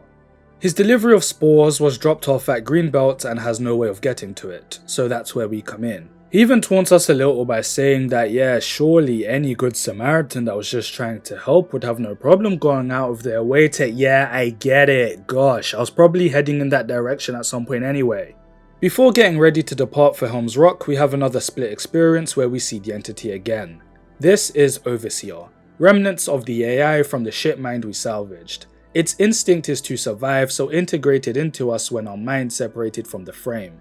It's concerned about the rewiring that's happening to us since this process will also affect Overseer, so it's going to see what it can do as a solution. Great, so not only is my body changing to boot me out, but I also have this parasite attached to me. Truly, my body is not my own. I'm starting to feel like Piccolo in DBZ. Look, you might be getting a new roommate. Do I have to move the pool table? When did you get a... I almost fell for that. Fell for what? But this is further hammering in the fact that a sleeper shell is just a vehicle, one that I now have to share. On the way to Helm's Rock, Bliss asks how we're doing and gives us a checkup, giving us a warm conversation and opening up to us a little about their own struggles, searching for an identity, going through a transition. They're trying to relate to us and it is really sweet. Even mentioning their friendship with the sleeper from the first game. Oh sweet Bliss, the bliss of my life. We aren't on Helm's Rock for very long. This is more of a lore-related arc, but I find it interesting nonetheless. This was once a solemn relay station, and everyone else besides Junie seems very uninterested to be here. Seraphine reminding us not to forget about looking for a sister, and Eugen tries to find some booze to kill the time. I do like how this place is framed though. There are people that have made a home for themselves here on the surface, but there's a sprawling connections of tunnels underneath, almost like a labyrinth. That's another thing we'll see time and time again the more places we explore, people somehow making habitats in places they have no business actually living at. It's all in these washed up and abandoned remnants of what society and Solheim left behind, where people are somehow able to create a barely kept together economy. A phrase constantly used in the marketing of the first game along with Gareth himself saying is how we're exploring the ruins of capitalism, and I think that applies to the sequel more than the original if you ask me. But nobody is asking me, so I'll just continue. After some chit chat with the locals and some exploring of our own, we find this cathedral-like tomb and we are greeted by this warden-like holographic interface asking us for our credentials if we want to go any further. Junie manages to temporarily bypass it, but it's on borrowed time, so we can't take too long. We can go straight for the core or try to explore a bit and see what else is here. I'll make as much progress as I can with the core and slowly make progress with exploring. I'll balance it out best as I can. Through exploring, we realized this is where Solheim had all their major projects built. Though technically they never built anything themselves, they were just a facilitator. We even find a small model of our own ship. According to the data, other big time companies like XPR and Cybel would pay them to use this space, whether to build or test technology. When you really look at the scope of all these different facilities and influence that Solheim had, standing in that space has to be surreal, because this is where the world as we know it was built. As we make all these discoveries and Junie extracts the core, the warden silently watches us from a distance and it's so creepy. Adding more to that, when Junie finishes extracting the core, that's when the warden speaks up and says that the data has been compromised and we have to leave. But it doesn't do anything to us, it just allows us to leave quietly. I was fully expecting some washi tongue type shit. As we fly away, Junie asks if we think the warden is sentient, and I honestly couldn't tell you. Again, nothing happens in this section, but it felt melancholic. I liked it. Just as a little bonus with all the data we gathered, I can unseal this bay on the rock, finding this new event machine, which we can use to get some more scrap. Huzzah! More potential body parts. Okay, next up, Greenbelt, to collect those spores. On the way we get a bit of a funny scene. Someone left the supply crate open on our ship and it's made a large zero gravity mess, with Bliss immediately blaming Seraphine, but he's nonchalantly clueless. We touch down on the Greenbelt and the dock workers aren't happy about having to hold on to these spores and are charging us a handling fee. Okay dickheads, well let's say that maybe I don't want them anymore. Odds are you're just gonna use them, right? Yeah, this feels like a bit of a grift, so fuck it, here, take my money. Before leaving though, I want to take a look around. I get that Greenway is a common name used to describe any forest path, but it doesn't feel like a coincidence here. Let's see if this relates to Erlin's in any way. Though the people of the Greenbelt don't like outsiders, so we have a hard time getting into the facility. We either need to talk our way in or fabricate permission. Either way, I pester them enough to let me in. I don't know why, I just find the image of a half-busted android trying to smooth talk his way into an organic facility so funny. We manage to get in and find our key, another holdover from the first game. She seems excited to see us at first, but realizes she's mistaken us for another sleeper. But damn, this place grew nicely from that rinky-dink preservation she had on that worn-out ship. Right, we're role-playing, I don't know who she is or her backstory, but yo, she been eating right, damn. I am dedicated to your cause, madame. I am willing to help out in any way I can. Number spores can wait. I'm committed to the cause. Let's do some work. After some farming, Aki wants us to salvage the remains of her old ship. It's actually the easiest contract I've done so far. We succeed, and as we leave, we think about all the refugees that may or may not have made it out of the inner system. Aki pays us a hefty sum, but truth be told, man, I'm just happy to see how far she's come, from almost being in tears when she was on the yacht to now brimming with this confidence. And I'm sure my dear sweet angel Rico played a part in that. It'll take some time until Aki's put the salvage goods to use, so let's return to our spindle and give Nemba his precious spores. Nemba actually seems surprised that we followed through, though when we tell him we had to pay for these, he genuinely apologizes. Though he's interested in the green belt and how it works. He wants us to convince whoever is in charge of the green belt to meet with him for some negotiations, as he would like their aid in supplying the kitchen. He gives us a crate of spores to use as a peace offering to them, but says we shouldn't lead with that, we should work to gain their trust first. Followed by saying that he'll continue to ask us for our help, and we'll have to forgive him for that. He does understand that our efforts are a lot. If there's one thing I can appreciate about Nemba, it's how straightforward he is with his intentions. He doesn't have the time for games or a runaround. What he needs is what he needs, simple as that. And when you're running a charity, it's kind of how you have to be. So while we wait for Aki to finish doing her thing, let's hit Wellspring to find Seraphin's sister. As we pull into Wellspring, we can see Seraphin getting increasingly nervous, but you know, men and our bravado. He's fine. He's absolutely fine. Bliss says we should be safe here since Lane won't pick a fight with the Lotic Syndicate. As she mentions that, we think about Malik and if he managed to negotiate to get his ship back. And when you take a closer look at Wellspring, it is just this giant intimidating industrial complex. This place supplies most of the belt's water, hence the name, so no wonder the Syndicate runs it like a corporation. We dock down and Eugene has made himself right at home at the bar, though the atmosphere is very tense. Lots of talks about contracts and locking down workers. Everyone is very hush-hush. It's almost like you're either in the know or you aren't. Now, as a sleeper, we're kind of used to this, but here it almost feels like everything is reaching some sort of boiling point, but we're oblivious as to why.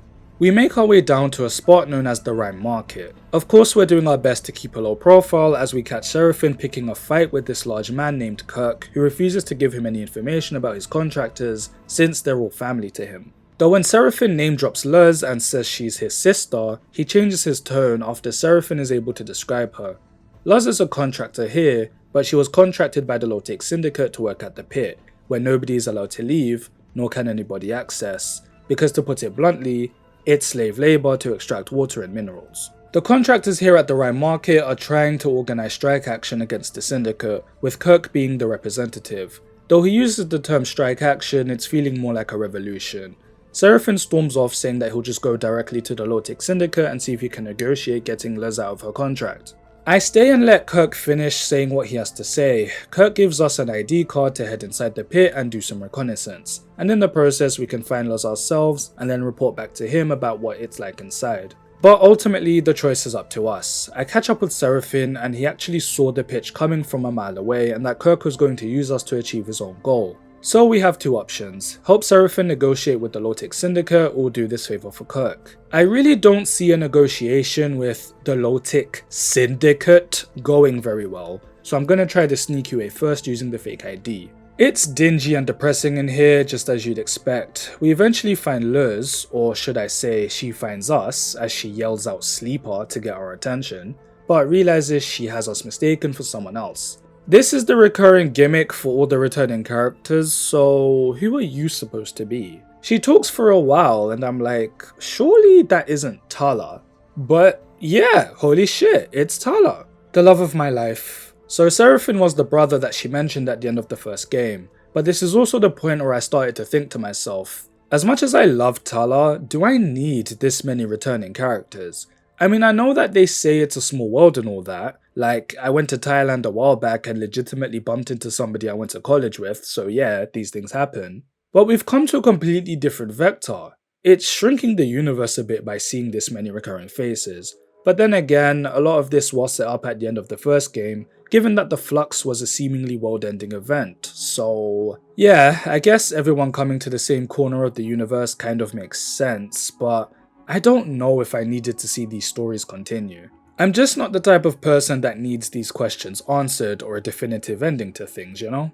It's just a little distracting, so at this point it just becomes a case of whether or not these are good continuations to their stories. In the case of Aki, absolutely. Everything about her storyline in the first game was perfectly set up for this, and it's a natural evolution to that. But even in the first game, I found Bliss and Tala's departures to sort of come out of nowhere, considering what their storylines were. But we're here now, so okay, for the most part I do find it to be a nice subversion that Tala didn't have everything work out for her. And I guess if you were going to do that, it would be with the character, who was very warm and compassionate. It works to garner my investment into the situation, but it almost depends on what lens you're looking at this through. Are you role-playing as this sleeper, or are you just playing the game as yourself who's already familiar with all these characters? Well, we care about Seraphine, so naturally you'd care about his sister, so this works out well enough. With Bliss, considering when we meet them, I kind of just took them as being the bridge between the last game and this one, so I didn't really have to think about it. But it probably means we'll be seeing Ankita at some point. Which, spoiler warning, we do, but I'll speak about her when we get there.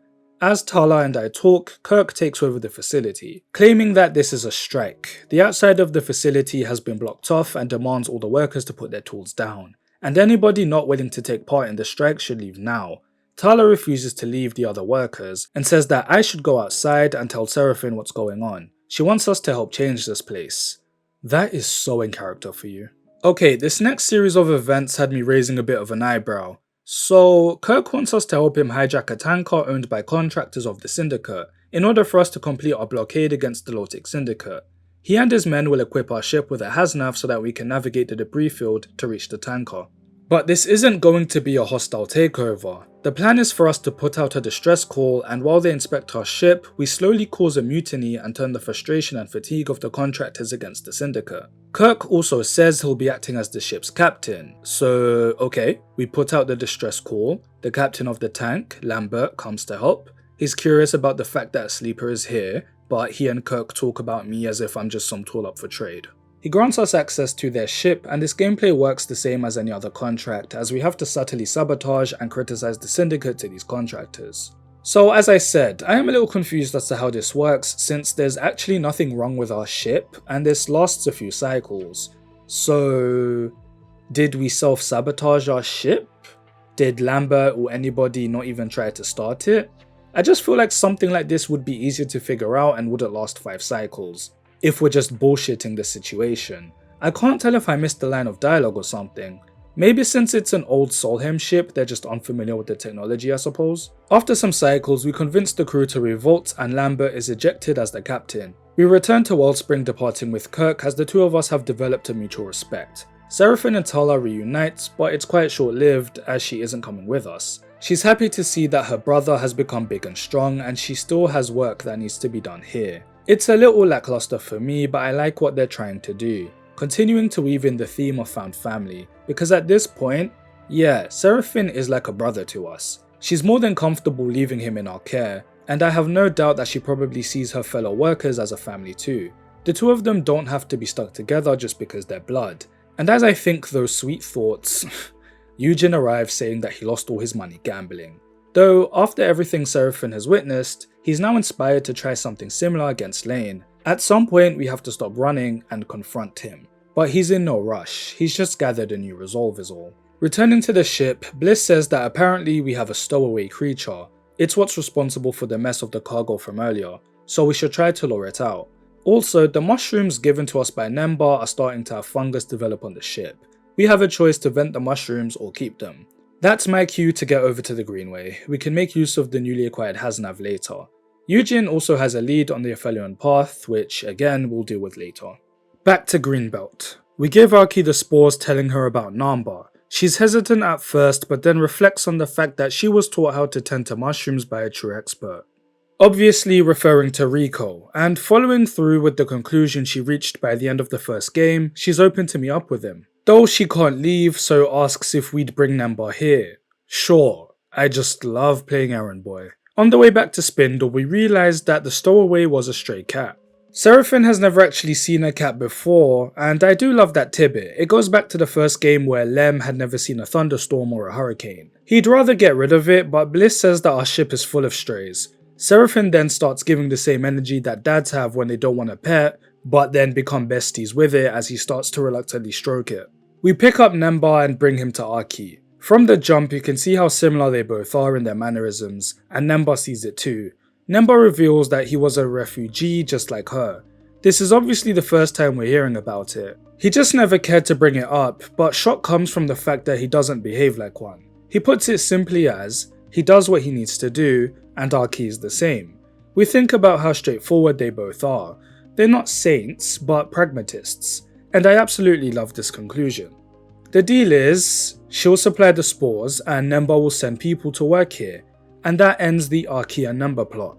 I already expressed before how much I love this as a continuation for Arki's storyline, no longer shutting herself or her culture off from other people and actually extending the hand, while moving with confidence. And I love seeing Riko's legacy live on through her, and I love the idea presented through Nemba. No matter where you're from, carry yourself with dignity and hold your head high. Okay, let's head to the scatter yards to rendezvous with Cadet. In order to get there, we have to pass through Flotsam first. As I get more fuel and supplies, we run into Femi, who survived the Hexport incident. Lucky enough, he and Nia were leaving around the same time we were, though his ship has been damaged since then, and while waiting around for repairs, Nia went off with another crew for a quick job at Cutter's End. He doesn't trust the crew though, as they're completely green and barely know what they're doing. He's even willing to pay us to bring him to her.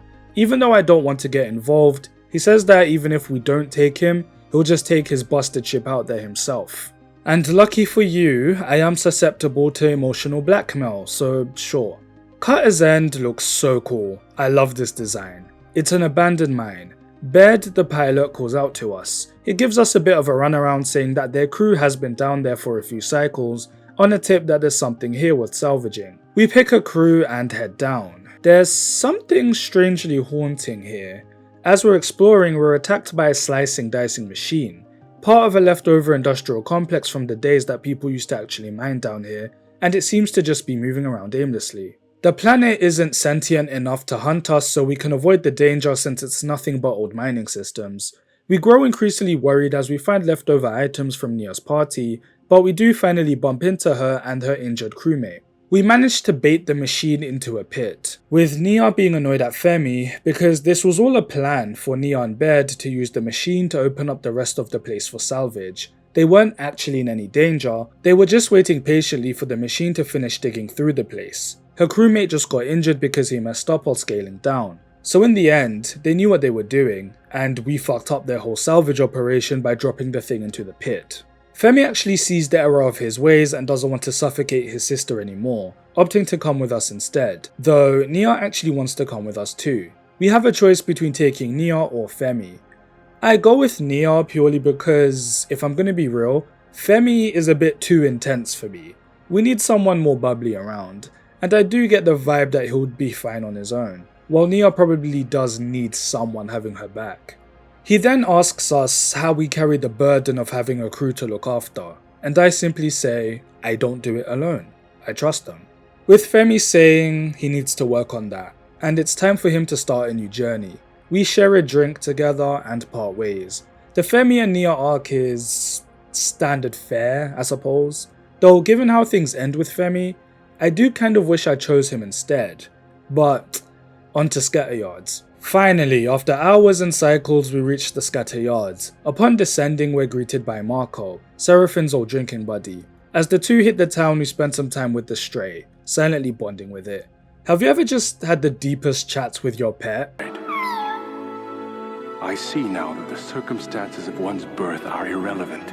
It is what you do with the gift of life that determines who you are.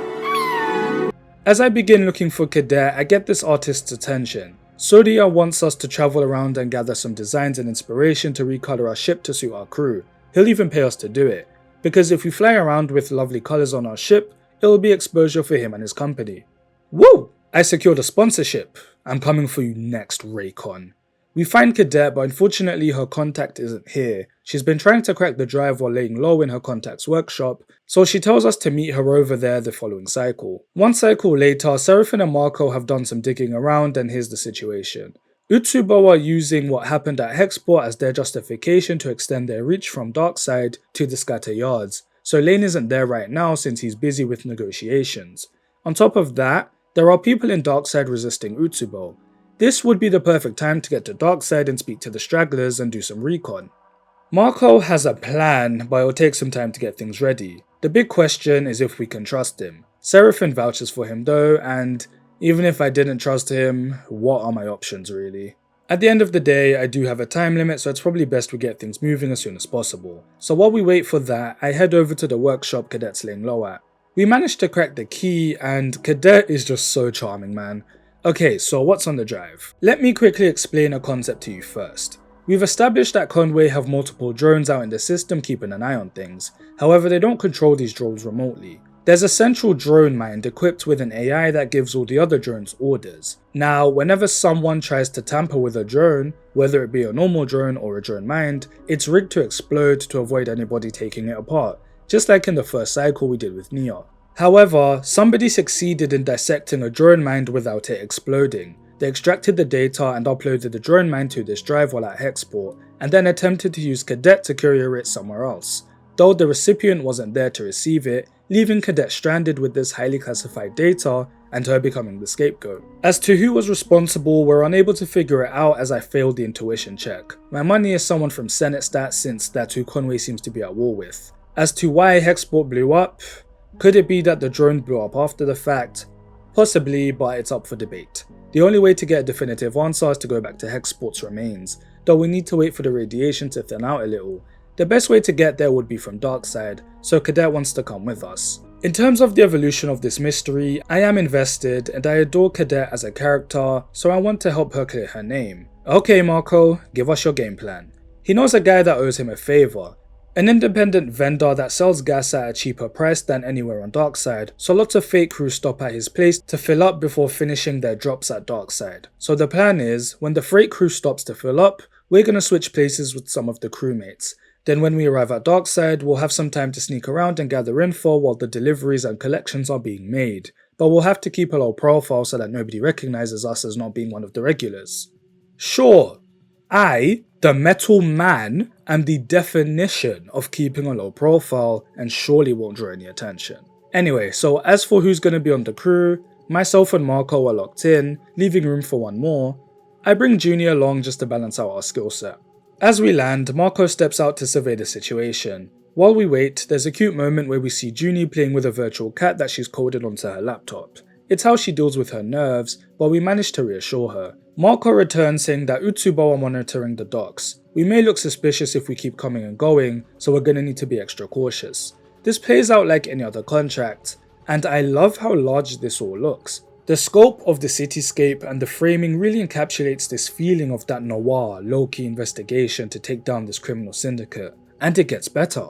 We managed to swipe a Sci-Fi to get into one of Utsubo's hideouts, but then Marco vanishes without saying a word.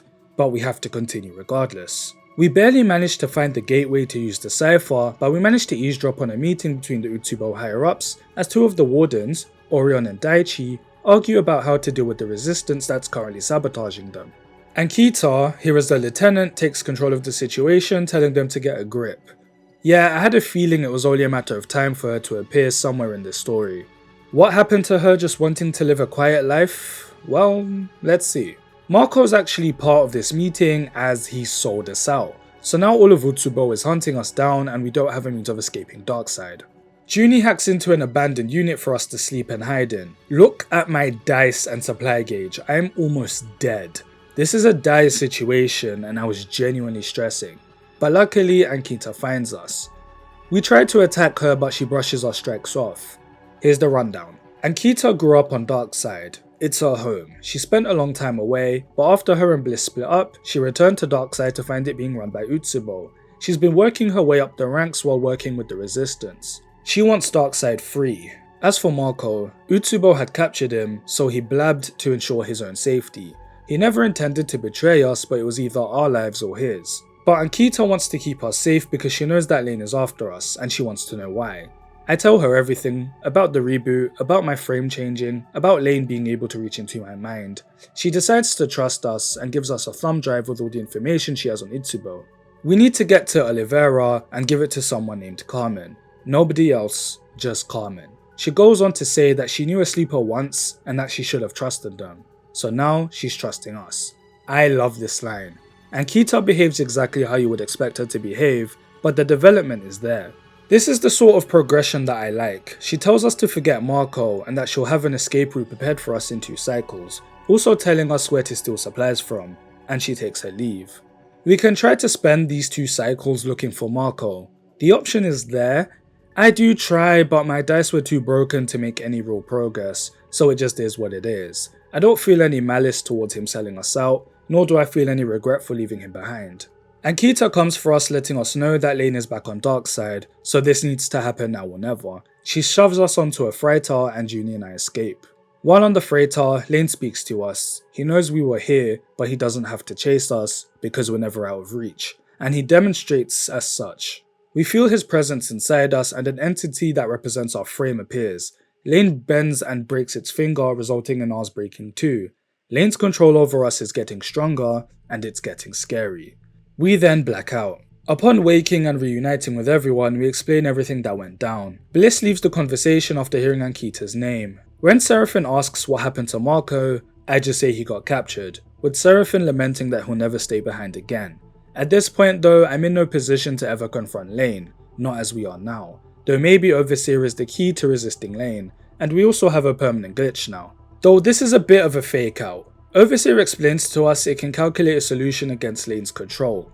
This is what it was built for after all, survival. We need to speak to Overseer's manufacturer, Solheim lead engineer Jakub Kadinsky. Though it will be impossible to find the man, Darkside should have a database. If we can access it, we can reconstruct Overseer, and Overseer can reconstruct us. Removing all the parts that Lane has access to prove their case, it removes our permanent glitch. This entire arc was intense. I loved everything about it. It was all well executed. This entire operation was a bust. Everything that could have gone wrong, went wrong. But there's a sliver of hope. Since we're reaching endgame, let's look for Eugene's interstellar ship first. Onto the Hollow Core, where he found a lead. How many times can I say I love the design of something? It's an honest skill to be able to convey everything you need to know about a location by just looking at it. The wireframe's built around a giant satellite antenna. This place is built on top of Solheim scraps, but the dish seems to have been damaged, so we tried to help repair it. Cyrene takes notice. She asks us about our opinions on the war. Based on my reply, she states, "You've never left the belt, have you?" I'm really being treated like a country bumpkin. She uses this satellite to run a pirate radio station, and it was unfortunately damaged by a Conway munition. Her attitude is that the powers that be are trying to shut them down, but it does read more like it was just an accident. She wants us to pick up an array from Helm's Rock so that she can expand her broadcast across the entire belt. I'll get around to it at some point. We rendezvous with Eugene, but his contact has gone silent, but we then spot him being chased by singers. That rings a bell. Anyway, Eugene and I beat them up and rescue Lewis. Eugene is pissed, accusing Lewis of cutting Eugene out and trying to claim Aphelion for himself. Eugene? Oh, hi there, Kettle. Name's Pot. Have we met? The singers are refugees from Ember's song. I swear, whenever I'm reading singers, I'm so close to calling them signers. Yu-Gi-Oh! 5Ds is the best Yu-Gi-Oh! Don't at me. Lewis had received data on the Aphelion and asked people about it for verification, and ended up being pressed by the singers who caught wind of what he was doing. Anyway, so the story goes as, when Solheim fell, there was infighting amongst the execs as to who had the rights to it, and they all destroyed each other in the process. Somebody came in after that and moved the ship elsewhere. The wreckage that we saw before was the aftermath of all that. Whoever took the ship dismantled it here on the Hollow, but not the interstellar drive that's actually responsible for the interstellar travel. They apparently buried it under a rock out in the shoals and never went back for it. And on the drive Lewis is holding are the coordinates. Eugene snatches the drive with the coordinates, refusing to pay him for it due to the fact that he blabbed so much and made the singers aware. I decide to give him 50 cryo anyway though, cause fuck it, he did a lot. Eugene seems determined and serious. There's a certain romance to this that I like. A cynical, streetwise man chasing what could be a fairy tale. On the way, we're attacked by Vesna and the singers are there too, led by P. I think at this point I'm just numb to older characters showing up, it's just whatever. But it's a standoff between our three factions. Eugene shoots and grazes Vesna's suit and she backs down, though P says that his people's future is riding on obtaining this drive. There's no life for them here, and that we may as well kill him if we don't let him take the drive. This does follow up from his concerns in the previous game. On their world, they were raised to work with their technology, but they're struggling to adapt now, hence the majority of them turning to a life of crime. I don't really have an argument for that. Sure, they could try to adapt to learn, but who's really willing to teach a bunch of refugees how their tech works? And even then, they'd still have to support themselves. I find myself thinking back to the second season of The Wire and the dock workers' struggles in the changing climate. You know what the trouble is, Brucey? We used to make shit in this country, build shit. Now we just put our hand in the next guy's pocket. As if things weren't tense enough, a fleet of Conway ships are now inbound. Vesna pieces out. Eugene refuses to back down, but P makes a convincing argument when he says that the singers are the only ones with the manpower and experience to extract the drive before the Conway militia arrive. And I have to agree, we are just 6 people. There's a skill check here to try to convince Eugene to back down. Thankfully I succeed in calming him down, and he silently sulks as we make our way back. It's heavy, chasing your dreams, to finally have them be within reach, and to watch them being taken away. For now, let's go to Olivera to find Carmen. This colony looks ragged, more so than any other barely functioning colony we've seen before, almost like they don't even want to be found. Seraphin can't even get a response from anybody when he tries to radio in. So we just drift in through the docking tunnel and invite ourselves in, though we're stopped ways in by a boy named Xander wielding what looks like a gun, demanding we turn back. He's hostile until this woman, Cadence, appears, telling him to put the welder away as we all snicker at the fact that it wasn't actually a gun. She's a lot more level-headed and mature. We tell them that we're here to look for someone named Carmen, but we don't say why, with Cadence revealing that Carmen and Flint had gone on a supply run and ended up sending a distress call, but these guys don't have a spare ship on hand. So much to Xander's dismay, they do have to trust us with this. Seraphin is uncharacteristically very eager to help, even offering to help Cadence gather her things for the trip. I see you, King. Time for an expedition. We find a damaged ship with no bodies on board. Following the trails of debris, we come up to some asteroid caves, descending deep inside to find an unconscious Carmen and a busted, red-eyed looking sleeper. So this must be Flint. Returning to Olivera, we ponder the thought of how coming face to face with that sleeper felt like looking into a mirror, and if that's how we look to other people. Seraphin almost seems to read our mind, interrupted by saying that the sleeper looks different than we do. While we wait for Carmen to wake up, Eugene seems to be in good spirits as P sends a message thanking us for letting him have the drive, and he actually sent blueprints so that we can build our own. Though this is an endeavour that would require a large amount of resources and manpower, it's not something we'd be able to keep under wraps. Eugene is tempted to delete the blueprints as he knows what people would be willing to do to get a hold of them. He knows what he would do. But I reassure him that he isn't a bad person, he just has a particular way of doing things, with him concluding by saying that he likes the way we treat him. It makes him believe in something. He doesn't like owing people, but for us, he'll make an exception. I like Eugene's character arc. He always keeps a wall up and keeps people at an arm's length because that's all he knows. It's all business. But there's still that part of him that wants to believe in the romantic side of life, and we give him the opportunity to by giving him a second chance and sticking by him. And that's something I always stand by in real life too. Cynicism just isn't any fun. We spend some time with the Olivera residents. Seraphin questions Xander as to why he's so protective over this place when there's nothing here, with Xander explaining that it's a safe haven for refugees. We also spend some time with Flint as we sort through some scrap together. He's almost reluctant to talk to us, speaking in very blunt segments, but it's mostly because he's trying to feel us out, for reasons we'll get into later on. He mentions that he only has 1 vial of stabilizer left and he's saving it for a special occasion. He notices that we're different and inquires as to why we don't need to rely on stabilizer. We tell him everything about Lane and what's happening to our body, and in turn he confides in us. The truth is, he and Carmen were attacked by an assassin from Essenop. There's a signal shroud set up here so the hunter shouldn't be able to find them. But it'll only be a matter of time, so Flint feels responsible for Carmen being hurt, so his plan is to leave so that the hunter can finish him off far away from here. He loves Oliveira and the people in it, so he won't expose them to any potential danger, but everyone catches on to this and refuses to let him go alone. Instead, we form a plan to lure the hunter into a labyrinth-like construct nearby and ambush them. But first, we need to make it look like an active colony, so we spend some cycles setting up our trap, get some lights going, plant some active machinery, some surveillance cameras, all within a time limit before the hunter arrives. During this time, Flint confides that he still feels deep regret for going on the supply run with Carmen, so he makes us promise to bring the hunter down, even if it means sacrificing him. Flint heads to the center of the labyrinth and waits. The hunter arrives, and this is genuinely tense and foreboding. On top of that, the hunter is a sleeper. We do our best to slowly monitor it using the cameras, but then Flint's comms go dead. The moment that happens, Xander doesn't even hesitate and rushes in, and we follow suit, ambushing the hunter. I get injured in the scuffle, but we manage to overpower him long enough to grab Flint and escape with Xander in tow, while blowing up the place. Upon our return, Sarah laments how cruel it is that a sleeper was sent to kill a sleeper. So far, this was all brilliant. I love the dynamics on display between the Oliveira residents. I love everything about setting up this operation. I love the dichotomy between the three sleepers. It's as Blade Runner 2049 as it gets. And I love Flint as a character. This broken and busted sleeper speaking to us as if he served his purpose as this group's sleeper and that we could be his replacement. But he's so much more than that to everybody, especially considering he has a name and we don't. He has an identity beyond just being the sleeper.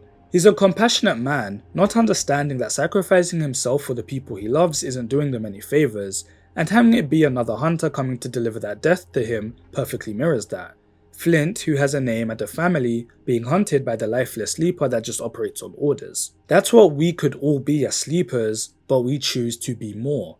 Also, I do believe the sleeper is meant to be another carryover from the first game, but I took a different path with the Ethan storyline, so I have no attachment to him. Wow. Who's the lifeless robot now? Carmen rises and lives. We speak to him privately and give him the drive from Ankita. He says he hasn't seen or heard from her in years, but since she's reaching out, that must mean something big's going down. The two used to work in the same mercenary outfit but then parted ways as he came here to establish a refuge. Ankita did stop by here for a period but then left. He says that she's not the type to stay somewhere for very long. So we'll give him some time to look through the data. As that happens, Flint has a word with us and reveals an interesting twist. He actually recognizes us. So calling back to the first game, right at the beginning, the sleeper we played as recollects about the fact that there were 10 sleepers that formed the plan to escape from Essenop, but doesn't know if the rest of them were able to make it. Well, it turns out, Flint and our current sleeper that we're controlling were part of that group. We obviously don't remember because of the whole reboot situation, so that's why Flint was being so awkward with us before. He wasn't sure if we were deliberately ignoring him, but once we had told him about the reboot, he understood the fact that we just genuinely forgot who he was. So him trusting us with his wholesale sacrifice motif wasn't just due to the fact that we're also a sleeper, but because there's history there. He does seem dejected that we don't remember though. Bless him. Okay Carmen, what does the drive say? I just realized we really need two different words for USB drive and ship drive. I love semantics. Senate Stat are making deals with Utsubo, brokered by Lane. The Utsubo higher-ups have big plans to expand across the Starwood Vector, but this would mean opening the doors for Senate Stat to have their influence over the Vector also. The upper leadership is doing this behind everyone's back, so not even members of Utsubo know. Carmen is hesitant to get involved, but says he owes us all a favour for saving his life, as he looks out to the stars as if he knew this escape was only temporary. Utsubo is full of members who would rather die than give control of Darkseid to corporate interests like Senate Stat or Conway, and we can use that to our advantage. Somehow. We're gonna give him some time to come up with a plan and make some contacts, stressing that word of this can't get back to the colony. Once we leave here, there's no coming back. As we prepare to leave, Flint appears asking if he can join our crew. He wants to stick by his fellow sleeper since we have so much history. Welcome aboard, man. Okay, we're entering the endgame, so let's wrap up all the loose ends. I get the thing for Hillion Dispatch and we receive a broadcast from Erlin's Eye. It's just a little update about how things seem to be growing slowly over there, and there's a sleeper acting as its guardian. That genuinely made me smile. It's short and quick, and it's more like an Easter egg. I also get all the sketches for Surya, and we unlock the ability to customize our ship's colours. At this point, I don't think I cared enough. Carmen sends us a message to meet at the Greenbelt. On the way, Flint speaks to us about how he can't stop thinking about what type of person his old self would be, and how this shell feels claustrophobic at times. Not gonna lie to you, bro, I haven't really given it much thought. I have a parasite living inside me and a man that's currently rewriting my DNA as we speak so that he can possess me at will. So, you know, I'm trying to be empathetic, but I'm fighting literal demons right now. So yeah, it's quite claustrophobic, I'd say so. We wait at Greenbelt for Carmen with Flint and Seraphin. Seraphin uses this time to ask what we think of Cadence, even saying that he thinks they might have a thing. You're gonna leave me after this, aren't you? I can't believe you're breaking up with me, and you choose now to tell me. Carmen drops in with a game plan. We need to leak the data to Utsubo and Darkseid without being traced, though his voice gets drowned out by Overseer, who reminds us that our priority should be to reassemble. Everyone notices us spacing out and asks what's wrong. We decide to reveal Overseer to the others. Overseer temporarily possesses some scrap. No, it's more like he's speaking through the scrap. Sci-Fi Wahala. And says it can actually assist with our operation by being the conduit to send all the data we have to every receiver along the network. Everyone is reluctant to trust it, but I mean, I don't really have options, guys. So it'll be up to us to find the mainframe, while Carmen will locate Ankita.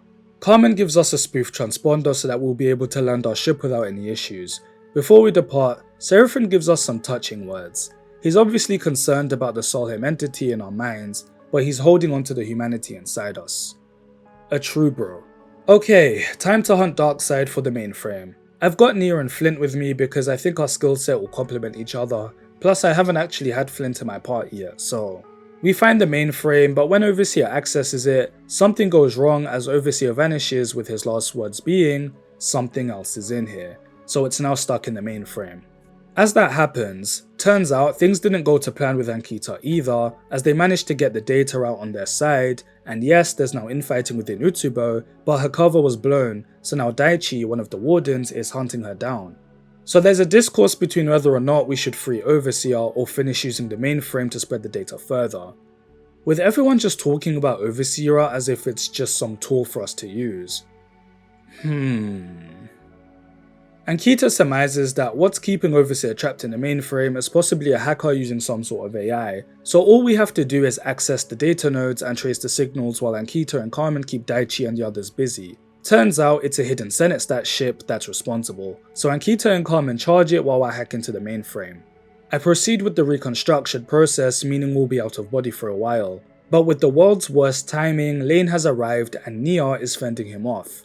Everyone is fighting on our behalf right now so that I can finish doing what I have to do, though eventually, Lane takes control of us. It's a frightening scene, until he touches Overseer, and the two fry each other out of existence and we lose consciousness. We awaken and everything seems good. Darkseid is at peace, Lane's gone, Utsubo are trying to figure out what to do from here. Everyone's just chilling. But there's something about Seraphin and Bliss's demeanor that doesn't feel right. They're looking at us with sorrow. Bliss gives it to us straight. Since the reboot we undertook at the start of the game was interrupted, we need to finish it, otherwise we'll fall apart. But it's very risky. There's a chance we may not wake up. In fact, it's highly likely that we won't. So with that news, we just stroll around and see what everyone's up to. Junie's brought the Warden interface here to use as a giant library and archive for all the data she's gathered. This was the project she was working on. Orion gives us some words. Unpleasant words, but words. Seraphin gives us a good luck charm. We spend a long time helping Olivera get ready for a party. We drink and celebrate as another nameless yet recurring character appears, telling us that this place is made up of the refugees from Ember. And then he quietly disappears, which honestly made me shed a tear, probably the most graceful callback we've had. It's a shame we don't get any more from Aki though. The permanent glitches start coming as my ability to function reduces with each passing cycle. Only thing left to do is clear Cadet's name. Let's visit Hexport's remains. It feels spooky coming back to the place where it all seemingly began. We can't stay too long due to the radiation. We actually find the drone mine still kicking. It tried to blow itself up but failed, as it repeats everything it heard at the time. So, we know someone was extracting data from it and somehow bypassed its self-destruct mechanic. And as a last-ditch effort to survive, the ship mine sent out a distress signal which caused the evacuation alert. And so, to cover their tracks, SenateStat destroyed the entire station. That's right, SenateStat blew up the entire station just so nobody would find out they hacked data from a ship mine. This gave me chills. When we return, Cadet brings us to an abandoned workshop on Darkside. She wants to forget about Hexport and start a new life here. She doesn't even care about the drive anymore, so she asks if we can go and take care of it. I head all the way over to fucking Castor appears. No. He wants the drive and is willing to pay 300 cryo for it. Fuck off. I was gonna keep it, but now I'm just gonna break it out of spite. Okay, when we return, we see that Cadet's finally started her courier business. That genuinely makes me happy. Okay, I'm barely alive and I have no regrets. Time to reboot. Ankita gives us some stern yet supportive words. Flint's here too, as he's also getting the reboot. Though in his case, it should be fine since there'll be no interruptions. But it may be too late for me. I may have just been living on borrowed time. We join hands with Flint as our consciousness fades.